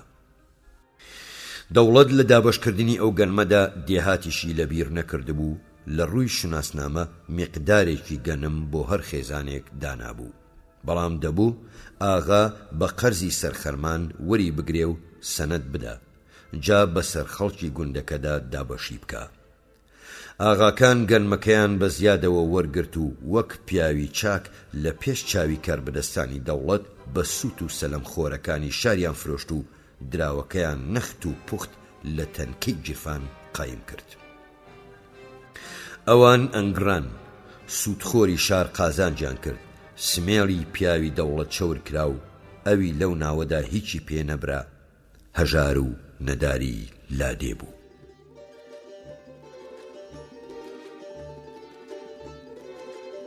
ئەمن دەمگول لە دنیا تا بمێنم، لەبەر کەس ئەستەمە سەردان نەوێنم، کەچی ئێستا لە داوی بسکی تۆدا، گرفتارم گوڵم موو ناپسێنم، ژیانم پڕ لە ڕەنجە و نامرادی، بە هەڵکەوتیش نەهاتم تووشی شادی، دڵم هێن تەنگە هەر جێی تۆ دەبێ و بەس، ئەتۆش مەحکومی حەبسی ئینفرادی، قەرار بوو بێی لەگەڵ خۆت شادی بێنی، نەهاتی گەرچی پێدا بووم بەڵێنی، لەناو کووردا نەبوو پەیمان شکاندن، لەکوێ فێر بووی گوڵم پەیمان شکێنی. لە بەهاردا خەڵکی دێهاتی ئازەربایجان لە حاڵێدا کە وەک خەزەڵی پاییز لە برسان هەڵدەوەرین و پیا و ئاگری بۆ تێبەردەبوون بە کوردستان وەربوون. گەلی کورد جارێکی دیکەش پیاوەتی و نان بدەی و میوانداری خۆی نیشاندا. هەر دەستەیەک ڕووی لە هەر ئاوەدانیەک دەکرد، خەڵکی ئەو ئاوەدانیە بە پیریانەوە دەچوون و ژەمێکیان تێرەکردن و بەڕێیانەکردن. زۆر ماڵی وا هەبوون ئەو ژەمە بۆ خۆیان هیچیان نەئەخوارد و دەیاندا بەو میوانە ڕەش و ڕوت و برسی و خۆرێنانە. ژاژ و پەنیر و لۆرک تایبەتی ئەوان بوو. ماڵی زۆر لە چەر و پیسکە نەبا، ئەو ساڵی ڕزقی بۆ نەگیرە. ئەگەر گەلی کورد بۆ خۆی لە وەزعێکی وادان نەبوو بتوانێ میوانەکانی خۆی باش بەخێو بکە، کە بەهار کامڵ بوو، نیشتیمانەکەی کوردستانی ڕەنگین و بژوێن باوەشی دایکانەی بۆ ئەو برسی و ڕەش و ڕووتانە، بۆ ئەو لاواز و لەجەرانە، بۆ ئەو لێ قەوما و دەربەدەرانە کردەوە. لە نواڵە زەنوێرەکانیدا سفرەی نیعمەتی بە هەڵز و مندۆک و بیزا و کارگ و کوڕادە و زڕەمەندی و سێوەڵ و کە و وێنجە کێویلکە و کەنگر و ڕێواس و ئەسپەنک و ئاڵەکۆک و دۆری و ترشۆکە بۆ ڕازاندنەوە. بەڵام دیتم لە چەرخی بیستەمدا لەو چەرخەدا کە ئینسان ئەتۆمی شکاند، ڕاداری دروست کرد، تەنانەت مانگی داگیر کرد، ئینسانیش وەک ئاژەڵ و وڵسات لە چێ و کەش بلەوەڕێ و دەمدیتن بە جا خواردن بایان نەکرد، بەڵام نەدەمردن. ئەو مێگە لە شپرزە و سەرگەردان و بێشوانە بە چیا سەرکەشەکانی کوردستانی ئێراندا هەڵکشا و گوڵۆپکی ئەو گیانیان هەڵپساند و خۆی پێتێر کرد و شۆڕ بۆوە بۆ گەرمەسێری کوردستانی پڕخێر و بەرەکەتی عێراق و وردە وردە دانگە ڕیزەی کرد تا بەسەر خێر و خۆشیاندا کەوت. لەوێ کەوتە فەرعانە، دەغڵ و دان فەریکە ببوو، خانەخوێش هەر کورد بوو، بە دڵ بوو، بە بەزەیی بوو، ئینسان بوو، دڵ سۆزانە میوانداری کرد و بەخێوی کرد. من لە ماوەی ئەو گرانیەدا پیاوەتی ئەو تۆم بە پیاوی نەدار و زەحمەت کێشەوە دیتن کە بەڕاستی مایەی شانازی ئینسانیەت بوون، بەڵام بەداخەوە کارەساتی زۆر دڵتەزێن و دیمەنی زۆر دزێویشم دیتن. من بە چاوی خۆم دیتم ئینسان لە برسان مرد. من ئینسانم دیت لە بەرموحتاجی خەریک بوو نووری چاوی خۆی بە ئارد سەودا بکا و هەروەها زۆر حەیوانی دوو پێی وام دیتن بە ڕۆڵەت ئینسان بوون کەچی لەو وەزعاننا لەبارە بۆ ئاخنی گیرفان یا دامرکاندنی هەوەسی خۆیان کەڵکیان وەرگرت. ڕۆژێک لە بن دیوارێکی خوار و خێچ خۆم لەبەر بڕۆچکە هەڵخست بوو، چیلکەم لە هەردی دەوەژاند. هێشتا خاکەوە لێبۆ بوو، وڵات نەخەمڵی بوو. بیرم لە حاڵی ئەو خەڵکە هەژارەیە کردەوە. چەند مناڵی دێهاتنە لام و یەکیان گوتی فلانە کەس خەریکە ژن بێنێ. ئەو فلانە کەسە پیرە پیاوێکی دڵڕەش و کۆنە گزیرێکی بەدفەڕ بوو. کەس کچی نەئەدایە و بێژن مابووەوە. پێکەنیم و گوتم ئای لەو درۆیە. منداڵ تێک ڕاوە جواباتن. بە پەلەپەل و سوێند و قورعان خواردن گوتیان درۆ ناکەین. ئەوە خەریکە کچی ئەو کابرا حەجەمە بکڕێ و لە خۆی مارە بکە. ماشەڵڵا جوانیشە. چی بکڕێ؟ بەڵێ بیکڕێ و لە خۆی مارە بکە. وەک فیشەک لە جێی خۆم دەرپەڕیم و منداڵ کەوتنە شوێنم. کە چوومە حەوشەی کابرا دیتم بۆ خۆی لەسەر کورسیەک دانیشتووە و لاقی هاویشتۆتە سەر لاق و هەروە بزەی سمێڵانی دێ. پیرە پیاوێکی کەڵەگەت و تەژە و بشک و ڕق، بەڵام بەداروبار لە بن دیوار هەڵتروشکاوە و 4 مناڵی ڕەش و ڕوت و کز و لەجەر لە دەور و بەری کەوتون. کچێکی باڵا بەرز و ئەسمەر و چاو برۆ جوان، بەڵام لە ڕوو لاوازیش پاڵی وە کۆڵەکەی بێلاکە داوە. چارە ڕەشی و نەکبەت لەو دیمەنە ئەبارێ. ها کوێخە ئەوە چییە؟ قوربان چت لێوە شارم. ئەو کچەم لەو پیرە مەشەدیە کڕیوە. کڕیوتە؟ بە چەند؟ وەڵا قوربان بەگران، بە پوتێک ئارد، زەردەخەنەیەکیشی بۆ کرد. ئاگرم لە جەرگ بەربوو، مچورکێکم لە بەری پێوە هات و لە تۆقی سرم دەرچوو. بەری چاوم تاریک بوو. خەریک بووم بەگشت ئەو پیاوە دڵڕەشەدا بێم، بەڵام پیشم خواردەوە خۆم ڕاگرت و لە مەشەدیم پرسی ئەو کچە بۆ فرۆشی؟ ملی بەلاوە نا.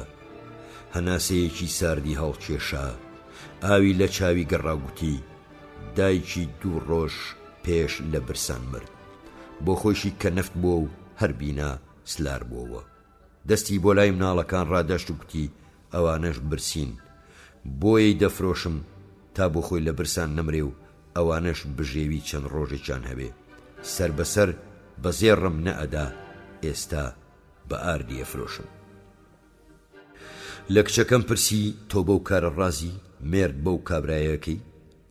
فرمێسکی بە چاوە جوانەکانی داهات نەخوار، بە شەرمەوە وتی نینم ئۆ شاقلار ئاشدار، چ بکەم مناڵەکان برسین.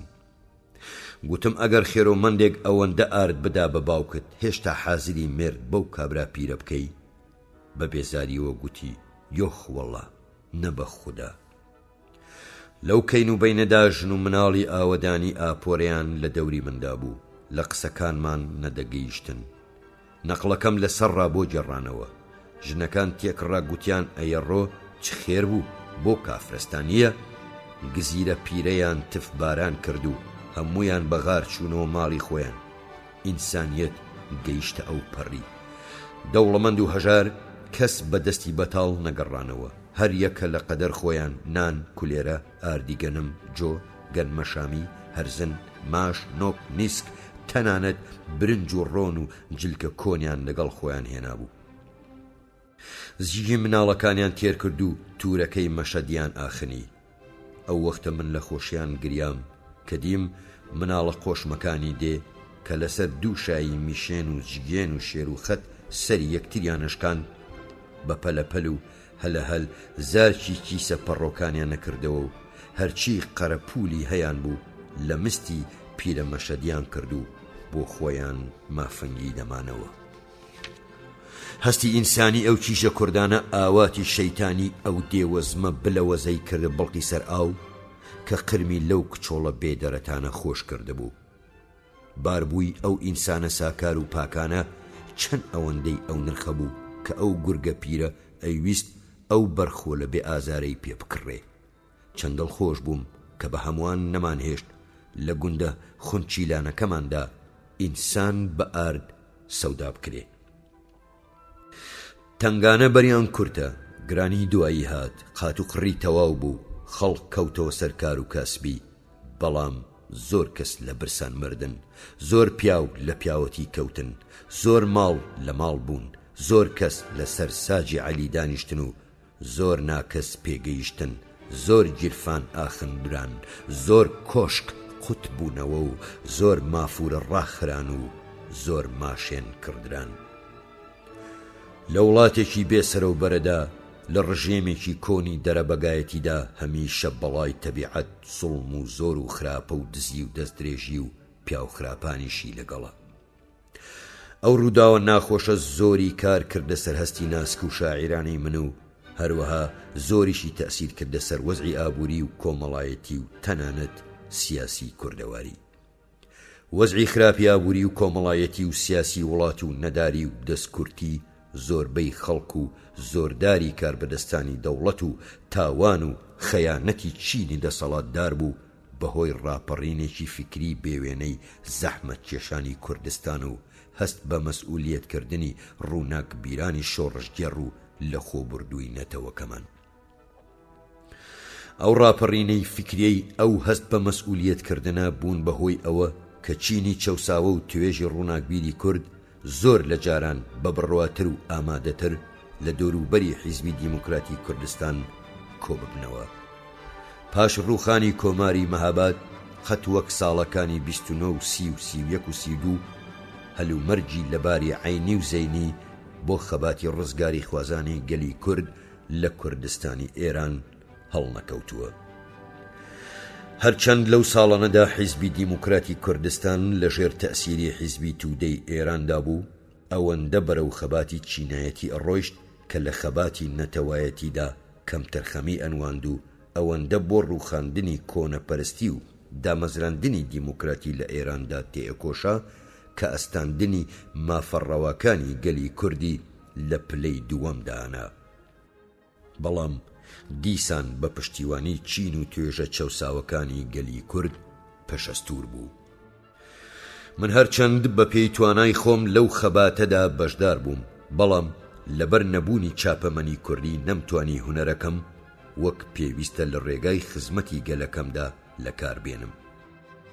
لەو کاتەدا کە ڕۆژنامەکانی فارسی بە نهێنی بڵاوە بوونەوە و پۆلیس نەی ئەتوانی بیاندۆزێتەوە، بێگومان ئەشکرا چاپەمەنی کوردی بڵاو بێتەوە.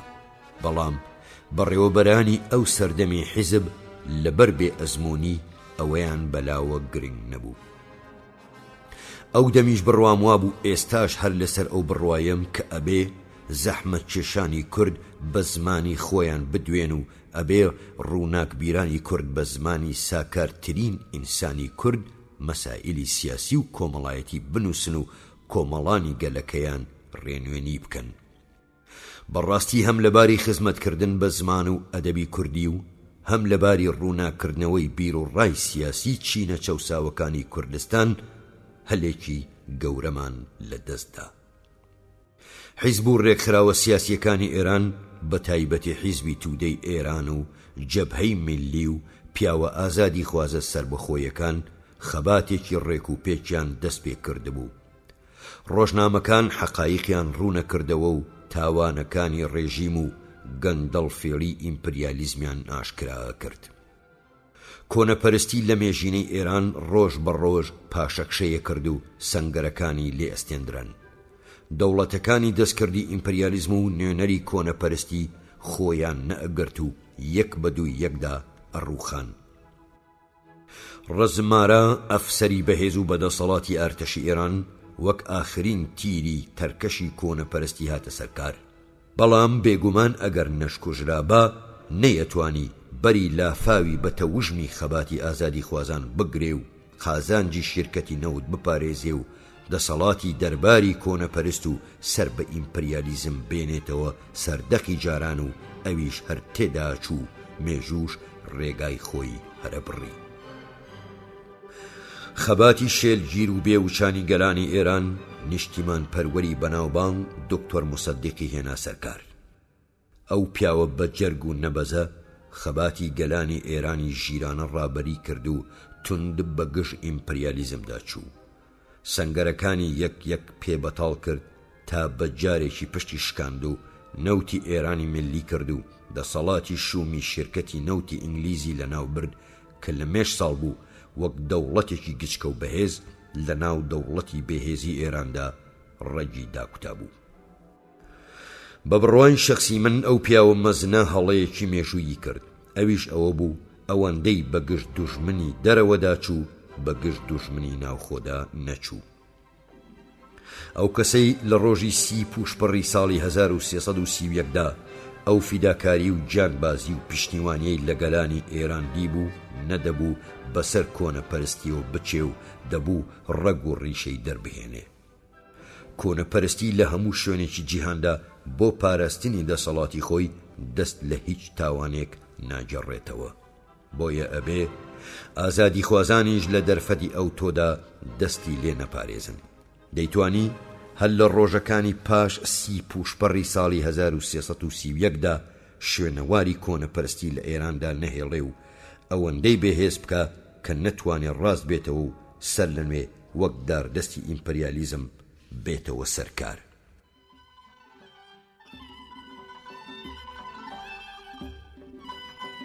وەرە یارم، وەرە ئەی تازە یارم، وەرە ئەستێرەکەی شەوگاری تارم، وەرە ئەی شاپەڕی باڵی خەیاڵم، وەرە ئەی شەوچرای ڕووناکی ماڵم، وەرە خاسە کەوی ڕام و کەوی من، وەرە ئیلهامەکەی نیوە شەوی من، وەرە ئۆخژنی سینەی پڕگڕی من، وەرە پیرۆزەکەی بەرزەفڕی من.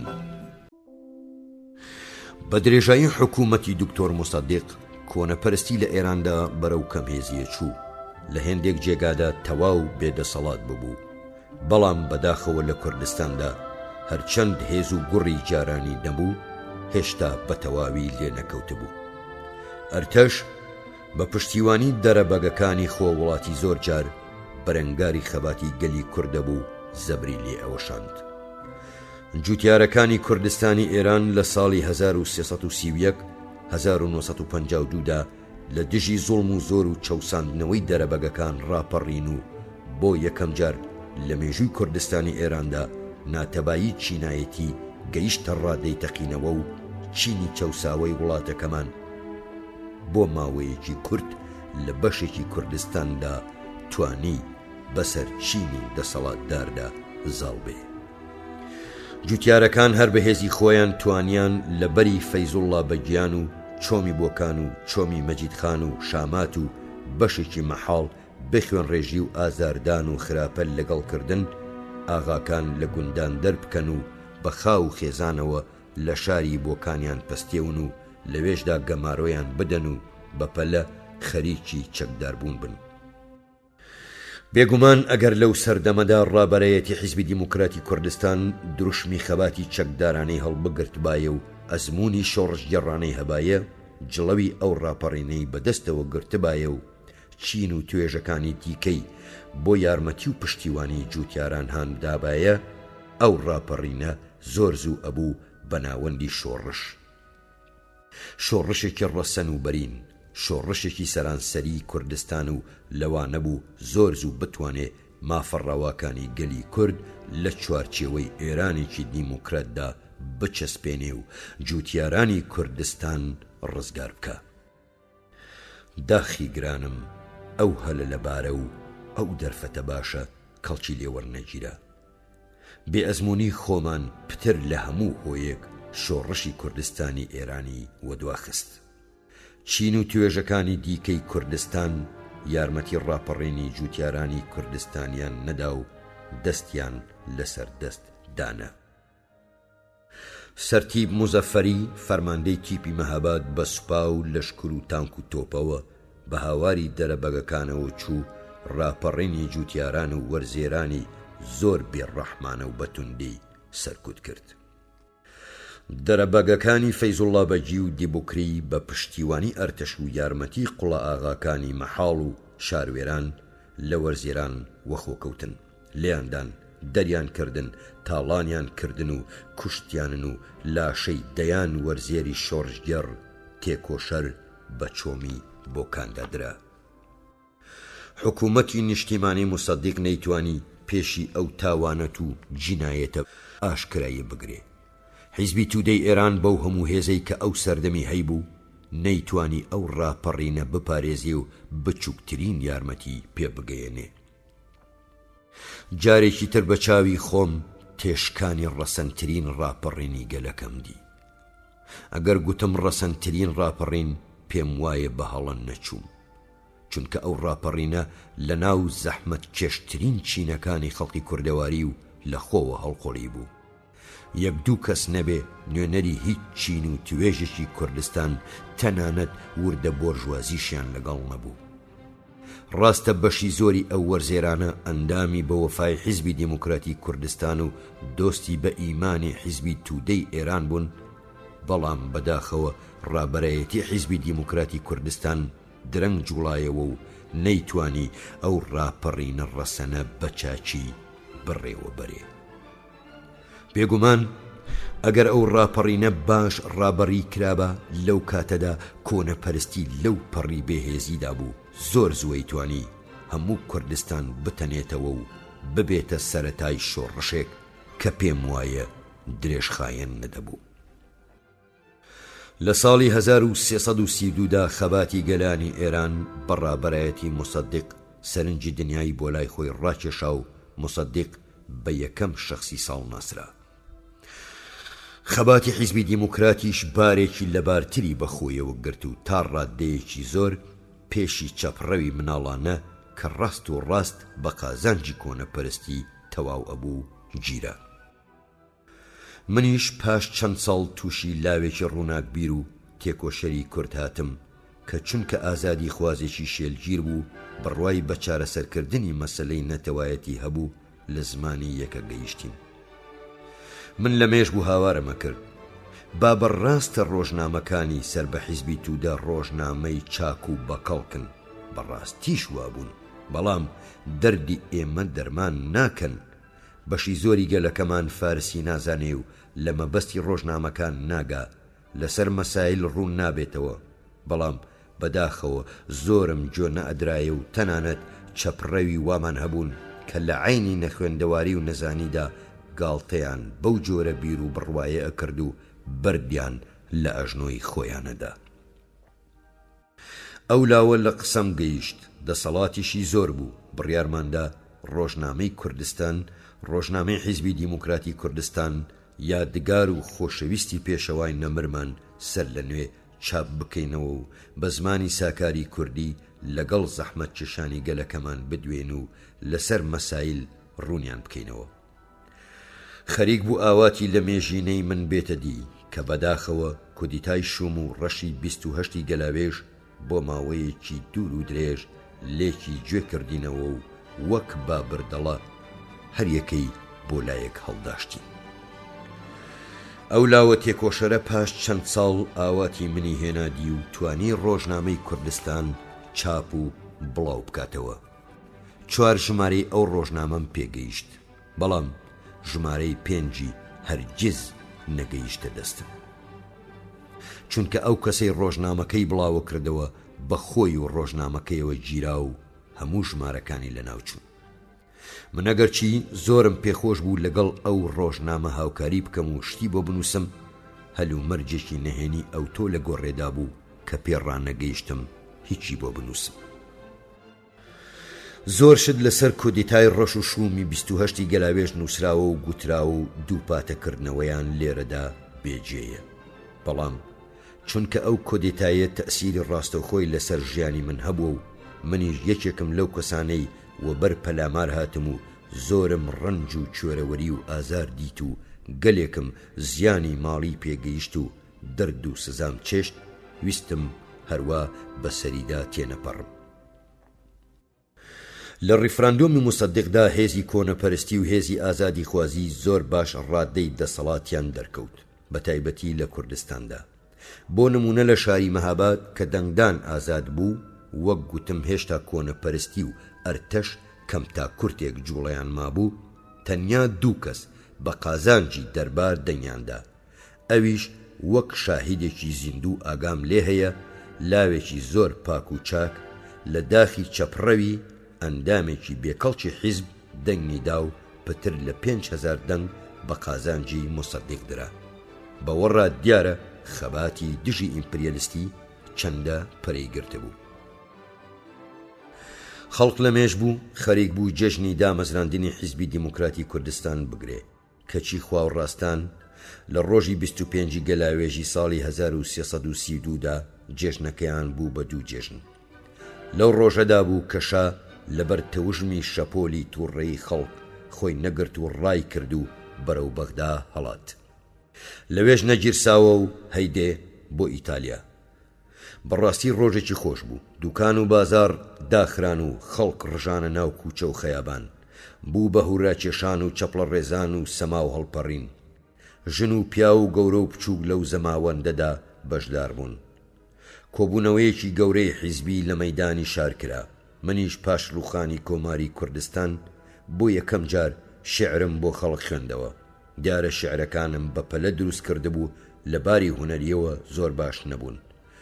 بەڵام چونکە ئیلهامم لە خەڵک وەرگرتە بوو بۆ خەڵک بوون 2 سەعات پێ نەچوو گەورە و بچووک و ژن و پیا و مناڵی شارەکەمان سەربەندی شێعرەکەمیان دەخوێندەوە و دەیان گوت دەبڕۆ هەی شاهی خائین بەغدا نیوەی ڕێت بێ.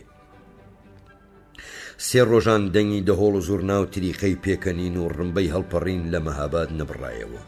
بەڵام بەداخەوە ئەم کەیف و نەهەنگ و بەزم و زەماوەندە زۆری درێژە نەکێشا و ڕۆژی 28 گەلاوێژی ساڵی 1332 کوردیتای شوم و ڕەش و دژی گەلی دالیس ئەشرەف زاهیدی سوک و هاسان سەرکەوت. زاهیدی ئەو ئەفسەرە فاشیست و کۆنە پەرستەی کە ڕۆژگارێک بە تاوانی جاسووسی و ئەڵمانی نازی لەلایەن ئینگلیس و ئەمریکاوەی گیرا، ئێستا بە قازانجی ئەوان و دەرباری کۆنەپەرست ڕابەری کودیتایی بەدەستەوە گرت و بەسەرکردەی ژمارەیەکی کەم لە ئەفسەرانی کۆنەپەرست و دەرکراوی ئەرتەش و دەستەیەک پیاوخراپ و کەوتە و کۆشە و بە پشتیوانی ئیمپریالیزمی ئینگلیز و ئەمریکا توانی جوڵانەوەی ئازادی خوازی پەرەگرت و بەربڵاوی ئێران سەرکوت بکا و دەوڵەتی نیشتیمانی مصدق بڕوخێنێ و دەسەڵات بداتەوە دەست کۆنەپەرستی و شای ڕاکرد و شای بەزی و شای خوێن ڕێژ و پیاوکوژ بگەڕێنێتەوە سەرتەختی شومی پاشایەتی و ڕۆژی 28 گەلاوێژ بکە بە سەرەتای سەردەمێکی ڕەش و شوم و خوێناوی مێژووی ئێران. من بۆ خۆم پێم وانە بوو کۆنەپەرستی بە هەڵاتنی شا لە ئێراندا بنەبڕە بێ و ئیمپریالیزمی جیهانی وا سوک و هاسانی دەست لە خەز و بەز و خێر و بێری ئێران هەڵەگرێ. بەڵام قەت خەیاڵیشم نەکرد وا بە هاسانی زاڵ بێتەوە، چونکە جوڵانەوەی ئازادی خوازی ئێران زۆر بەهێزتر لەوە دەهاتە پێشچاو.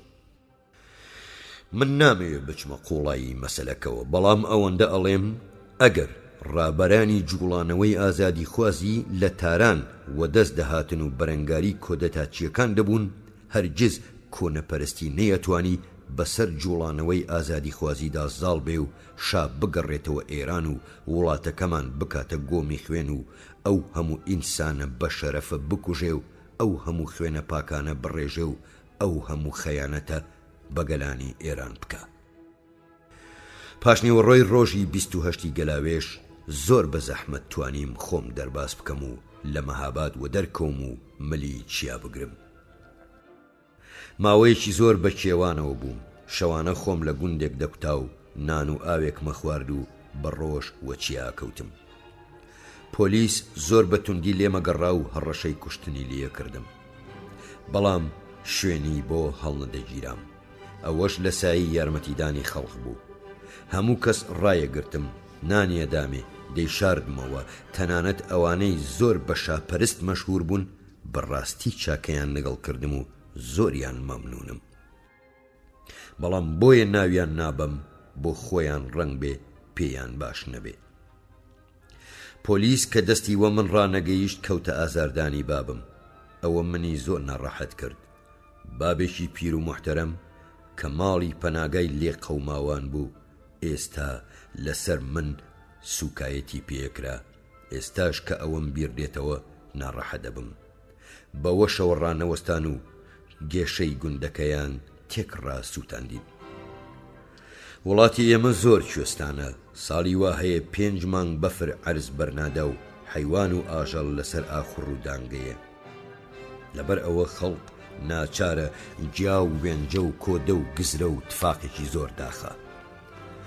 بەداخەوە لە قەدیمەوە عادەتێکی خراپ لە کوردەواریدا هەیە، هەر کەس ڕقی لە یەکێک هەستا و بە ئاشکرایی نەیوێرایە گێشەی دەسووتێنێ.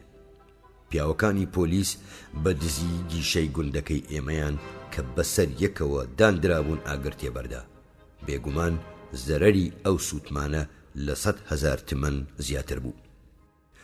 ئێستاش کەوە بیرم دێتەوە خەڵکی هەژار و زەحمەت کێش و بێتاوان لە سۆنگەی مندا ئەو هەموو زیانەیان پێگەیشت و بەرهەمی شان و پیلیان بوو بەژی لەمە و ئاژەڵە بەستە زمانەکانیان بێتفاقمانەوە کزەم لە جەرگی دێ و لە کن ویژدانی خۆم شەرمەزارە بمەوە و خۆم بە پشیلەی ڕەجەبە شێتەزانم.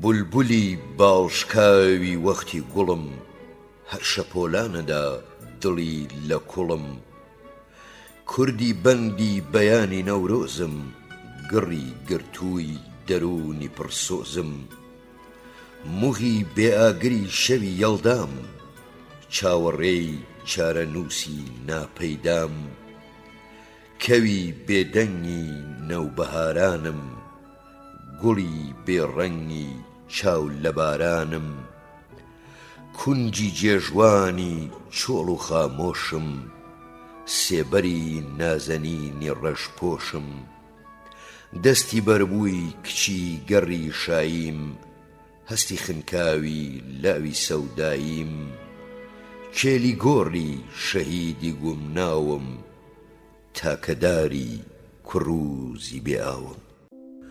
پاش 28 گەلاوێژ زۆر لە ئەندامانی حیزب ڕوویان لە نێو مەنگوڕان کرد. عەشیرەتی مەنگوڕ بە پانەوە بە ئاغا و ڕەعیەتەوە بە نەدار و دەوڵەمەندەوە باوەشیان بۆ کردنەوە. هەرچەند هێندێک لە تێکۆشەران پێشنیاری هەڵای ساندنی شۆڕشی چەکداریاندا و لە بیرمە کاغەزێکم بۆ هات کە چاوە نۆڕ بە بەم زوانە چەک بڵاوەکەینەوە و شۆڕش دەست پێکرێ، بەڵام چ باس نەبوو. بێگومان لەو وەختەدا کە عەشیرەتی مەنگوڕ لەو شوێنە سەخت و قایمەیدا هاوکاری حیزبیە کرد، دەستپێکردنی شۆڕشی چەکدارانە کارێکی مەحاڵ نەبوو. پێم وایە دەوڵەت هەستی بەوە کرد و گیراوەکانی بەردان و خەڵکی دامەزراندەوە.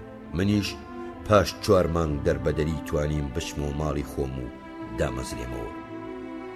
لەو ماوەدا بەڕاستی ڕەنج و کێرەوەریەکی زۆرم دی و هێز و توانام لە دەستدا. ئەوە بوو بەسەرهاتی مناڵی و لاوی من، چونکە ڕەنج و کێرەوەری ژیان لە 30 ساڵیدا منی پیر کرد. سەر و ڕیشم بۆز بوو، ددانم شاش و واش بوون، چاوم حکمی کەم بوو، هێز و توانام ڕۆژ بە ڕۆژ لە کەمایەسیدا، هەموو شتم بەرەو نەمان چوو، بێجگە لە هەستی شاعیرانم کە بە بڕوای خۆم تا ئێستاش هەر لێزە دێیە و کەمی نەکردووە. لە ساڵی 32 هەمیشە لەژێر چاوەدێری پۆلیسدا بووم و پۆلێکم جاسووس لە دەوروبەری گەڕاون. ساڵی 1338 ساڵێکی زۆر شوم بوو لە مێژووی ژیانی مندا. لەو ساڵەدا سازمانی ئەمنیەت گەورەترین زەبری لە حیزبی دیموکراتی کوردستان و جوڵانەوەی ئازادی خوازی گەلی کورد وەشاند کە بێگومان لەو سەردەمیدا دەکرا بە بەهێزترین ڕێکخراوی سیاسی ڕێکوپێکی ئێرانی بزانی.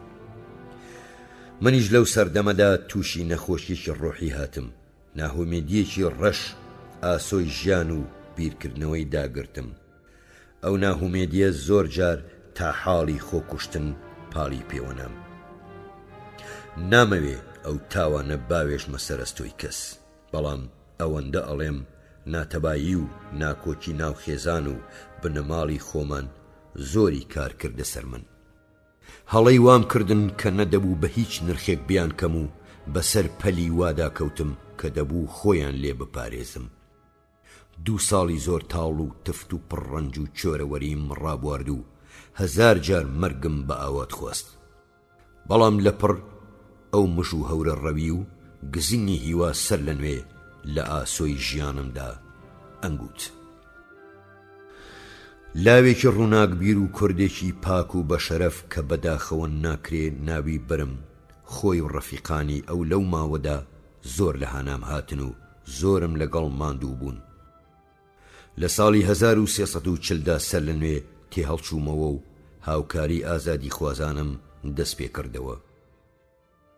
دەستەیەک ڕەفیقی تازە و تێگەیشت و ڕووناک بیرم پەیدا کردن. لەباری هونەریشەوە شعرەکانم نەک هەر باشتر بوون بەڵکە بە بڕوای خۆم تێیان پەڕاند. لە ساڵی 1344دا لاوێکی یەکجار خۆشەویست و خزمێکی زۆر نێزیکم کە لە دەرەوەی وڵات دەژیا و دەیخوێند و هیوایەکی زۆرم پێی هەبوو مرد. ئەو ڕووداوە زۆری پەرێشان کردم. هێندە پێ نەچوو لە سەفەردا بووم کە خەبەری جەرگ بڕی مردنی بابمیان دامێ. ناتوانم شەرحی تەئسیری ئەو خەبەرە لەسەر هەستی خۆم بدەم. ئێستا کە ئەو دێڕانە ئەنووسم بە زەحمەت فرمێسکم بۆ ڕاوەستن. ئەوەندە ئەڵێم دەردی باب مردن دەردێکی گرانە و پیا و لە هەر تەمەنێکدا بێ بابی بمرێ هەست بە هەتیویەکە. 2 ساڵ پاش دایکیشم مرد. بابم پیاوێکی بەزیب و زاکوون بوو. قەتی ڕوو نەدەدا مناڵەکانی. تەنانەت بە پیریش من جگەرم لەکن نەدەکێشا. دایکم زۆر سەر و ڕووخۆش بوو. منی لە هەموو مناڵەکانی خۆشترەویست. کەچی پێم سەیرە مەرجی بابم زۆر پتری کار کردە سەر من و پتری پەرێشان کردم. ساڵی 1347 لە حاڵێکدا کە زۆر دەوڵەمەند و تێر و پڕ بووم و ماڵ و دەوڵەتێکی زۆر لە پێویستی خۆم زیاترم هەبوو، پیر و کە نەفتیش بووبووم و دەمەویست گۆشەگیری بکەم و لە ناو ژن و مناڵی خۆمدا بحەسێمەوە. زوڵم و زۆری ڕێژیم نیسبەت بە گەلی کورد گەیشتە ڕادەیەک کە بۆ هیچ ئینسانێکی خاوەن شەرەف قبوڵ ناکرا. من چۆن چاوم بەرایەدا لاوانی تێکۆشەر و ڕووناک بیری کوردم هەر بەو تاوانەی داوای مافی ڕەوای نەتەوایەتی خۆیانە کرد لە پێش چاو بکوژن و بەوە شەوڕانەوەستن تەرمی خوێناوی و کونکراویان بە شار و باژێڕاندا بە چەپڵە ڕێزان بجێڕن و داوەت و سەمای لە دەوری بکەن. ناچار بە پیری سەری خۆم هەڵگرت و بەداری دەستی ڕووم لە وڵاتی غەریبایەتی کرد و دەستم لە ژن و مناڵ و کەسوکار و یار و دیار هەڵگرت. ئەوە 5 ساڵ و چەندمانە ئاوارە و دەربەدەرە خولێمەوە و هەژار گوتەنی هەر شەوە میوانی خانەخوێیەکم و هەر ڕۆژە لە جێیەک. زۆرم چۆرەوەری و چەرمەسەری چێشتووە، زۆرم شەونخوونی چێشاوە، زۆرم نەداری و ڕووتی دیوە. ئەگەر ژیانی ئەو چەند ساڵە بنووسم خۆی سەدان لاپەڕە کاغەزی بەش ناکە، بەڵام نەهێنی کاری ئیجازە نادا. بیسەری بەڕێز، هیوادارم توانی بم تا ڕادەیەک خۆم بە تۆ بناسێنم. دیارە تۆش چاوەنۆڕی ئەوە نی هەموو ڕازەکانی خۆم بۆ تۆ جێڕابێتەوە. من ئینسانم، نەمەلایکەم و نەپەری. ئەخۆم ئەنوم شادە بم و ڕەزە بم، ئەگریم پێیەکەنم، ئەترسم ناهومێدە بم، دار و بەرد نیم. لەو ماوە دوور و درێژەی ژیانمدا زۆر کاری چاکم کردووە و بەسەر خراپەشدا کەوتوم. تەنیا کارێکی خراپی کە دڵنیام قەتم نەکردووە دزیە، ئەویش قەت ئەوەندە محتاج نەبووم مەجبور بم دزی بکەم. بەچی معلوم ژیان ئەوەندە محتاج ناکە تووشی ئەو گوناهەش بم کە زۆرم پێگەورەیە. نیوە شەوی 3 ڕێبەندانی ساڵی 1352 کە ئەکاتە 24 ژانویەی 1974 و یەکەمی محەڕەمی 1394 لە نووسینەوەی ئەو سەرگوزەشتە بوومەوە. ئێستا لە شارێکی دوور وڵات بە تاقی تەنێ لە ژوورێکی ڕەق و ڕووق دانیشتوم. هەموو سامانم تەختێک و دەستێک نوێن و 2 دەست بەرگی کۆن و نێ و چەند کراسی چڵکن و چەمەدانێک و ساکێکی دەستی و چەند جەڵت کتێب و کۆڵێک کاغەزی بڵاوە و ئەسپێ لە گیرفانمدا سەوزەڵەتان عەرزەکە بەڵام زگتان پێم نەسووتێ. ئەو ژیانم بۆ خۆم هەڵبژاردووە و دەنا دۆستی وام هەن ئەگەر حەز بکەم پارووی لە زاری خۆیان دەردێنن و لە زاری منی دەنێن. تا ئەو نوختەمدانە زیندوو بووم و پشوم دەهات و دەچوو، هیچ ڕەنگ دەنگی مردن نەبوو. جا نازانم کەی سەرەنێمەوە و کۆچی دواییە فەرموو. لێرەشدا ئەمەوێ شتێک بڵێم، بە پێچەوانەی زۆر هونەرمەندی کورد من لە نەتەوەکەی خۆم ڕازیم. کەس تا ئێستا بێحورمەتی پێ نەکردووم.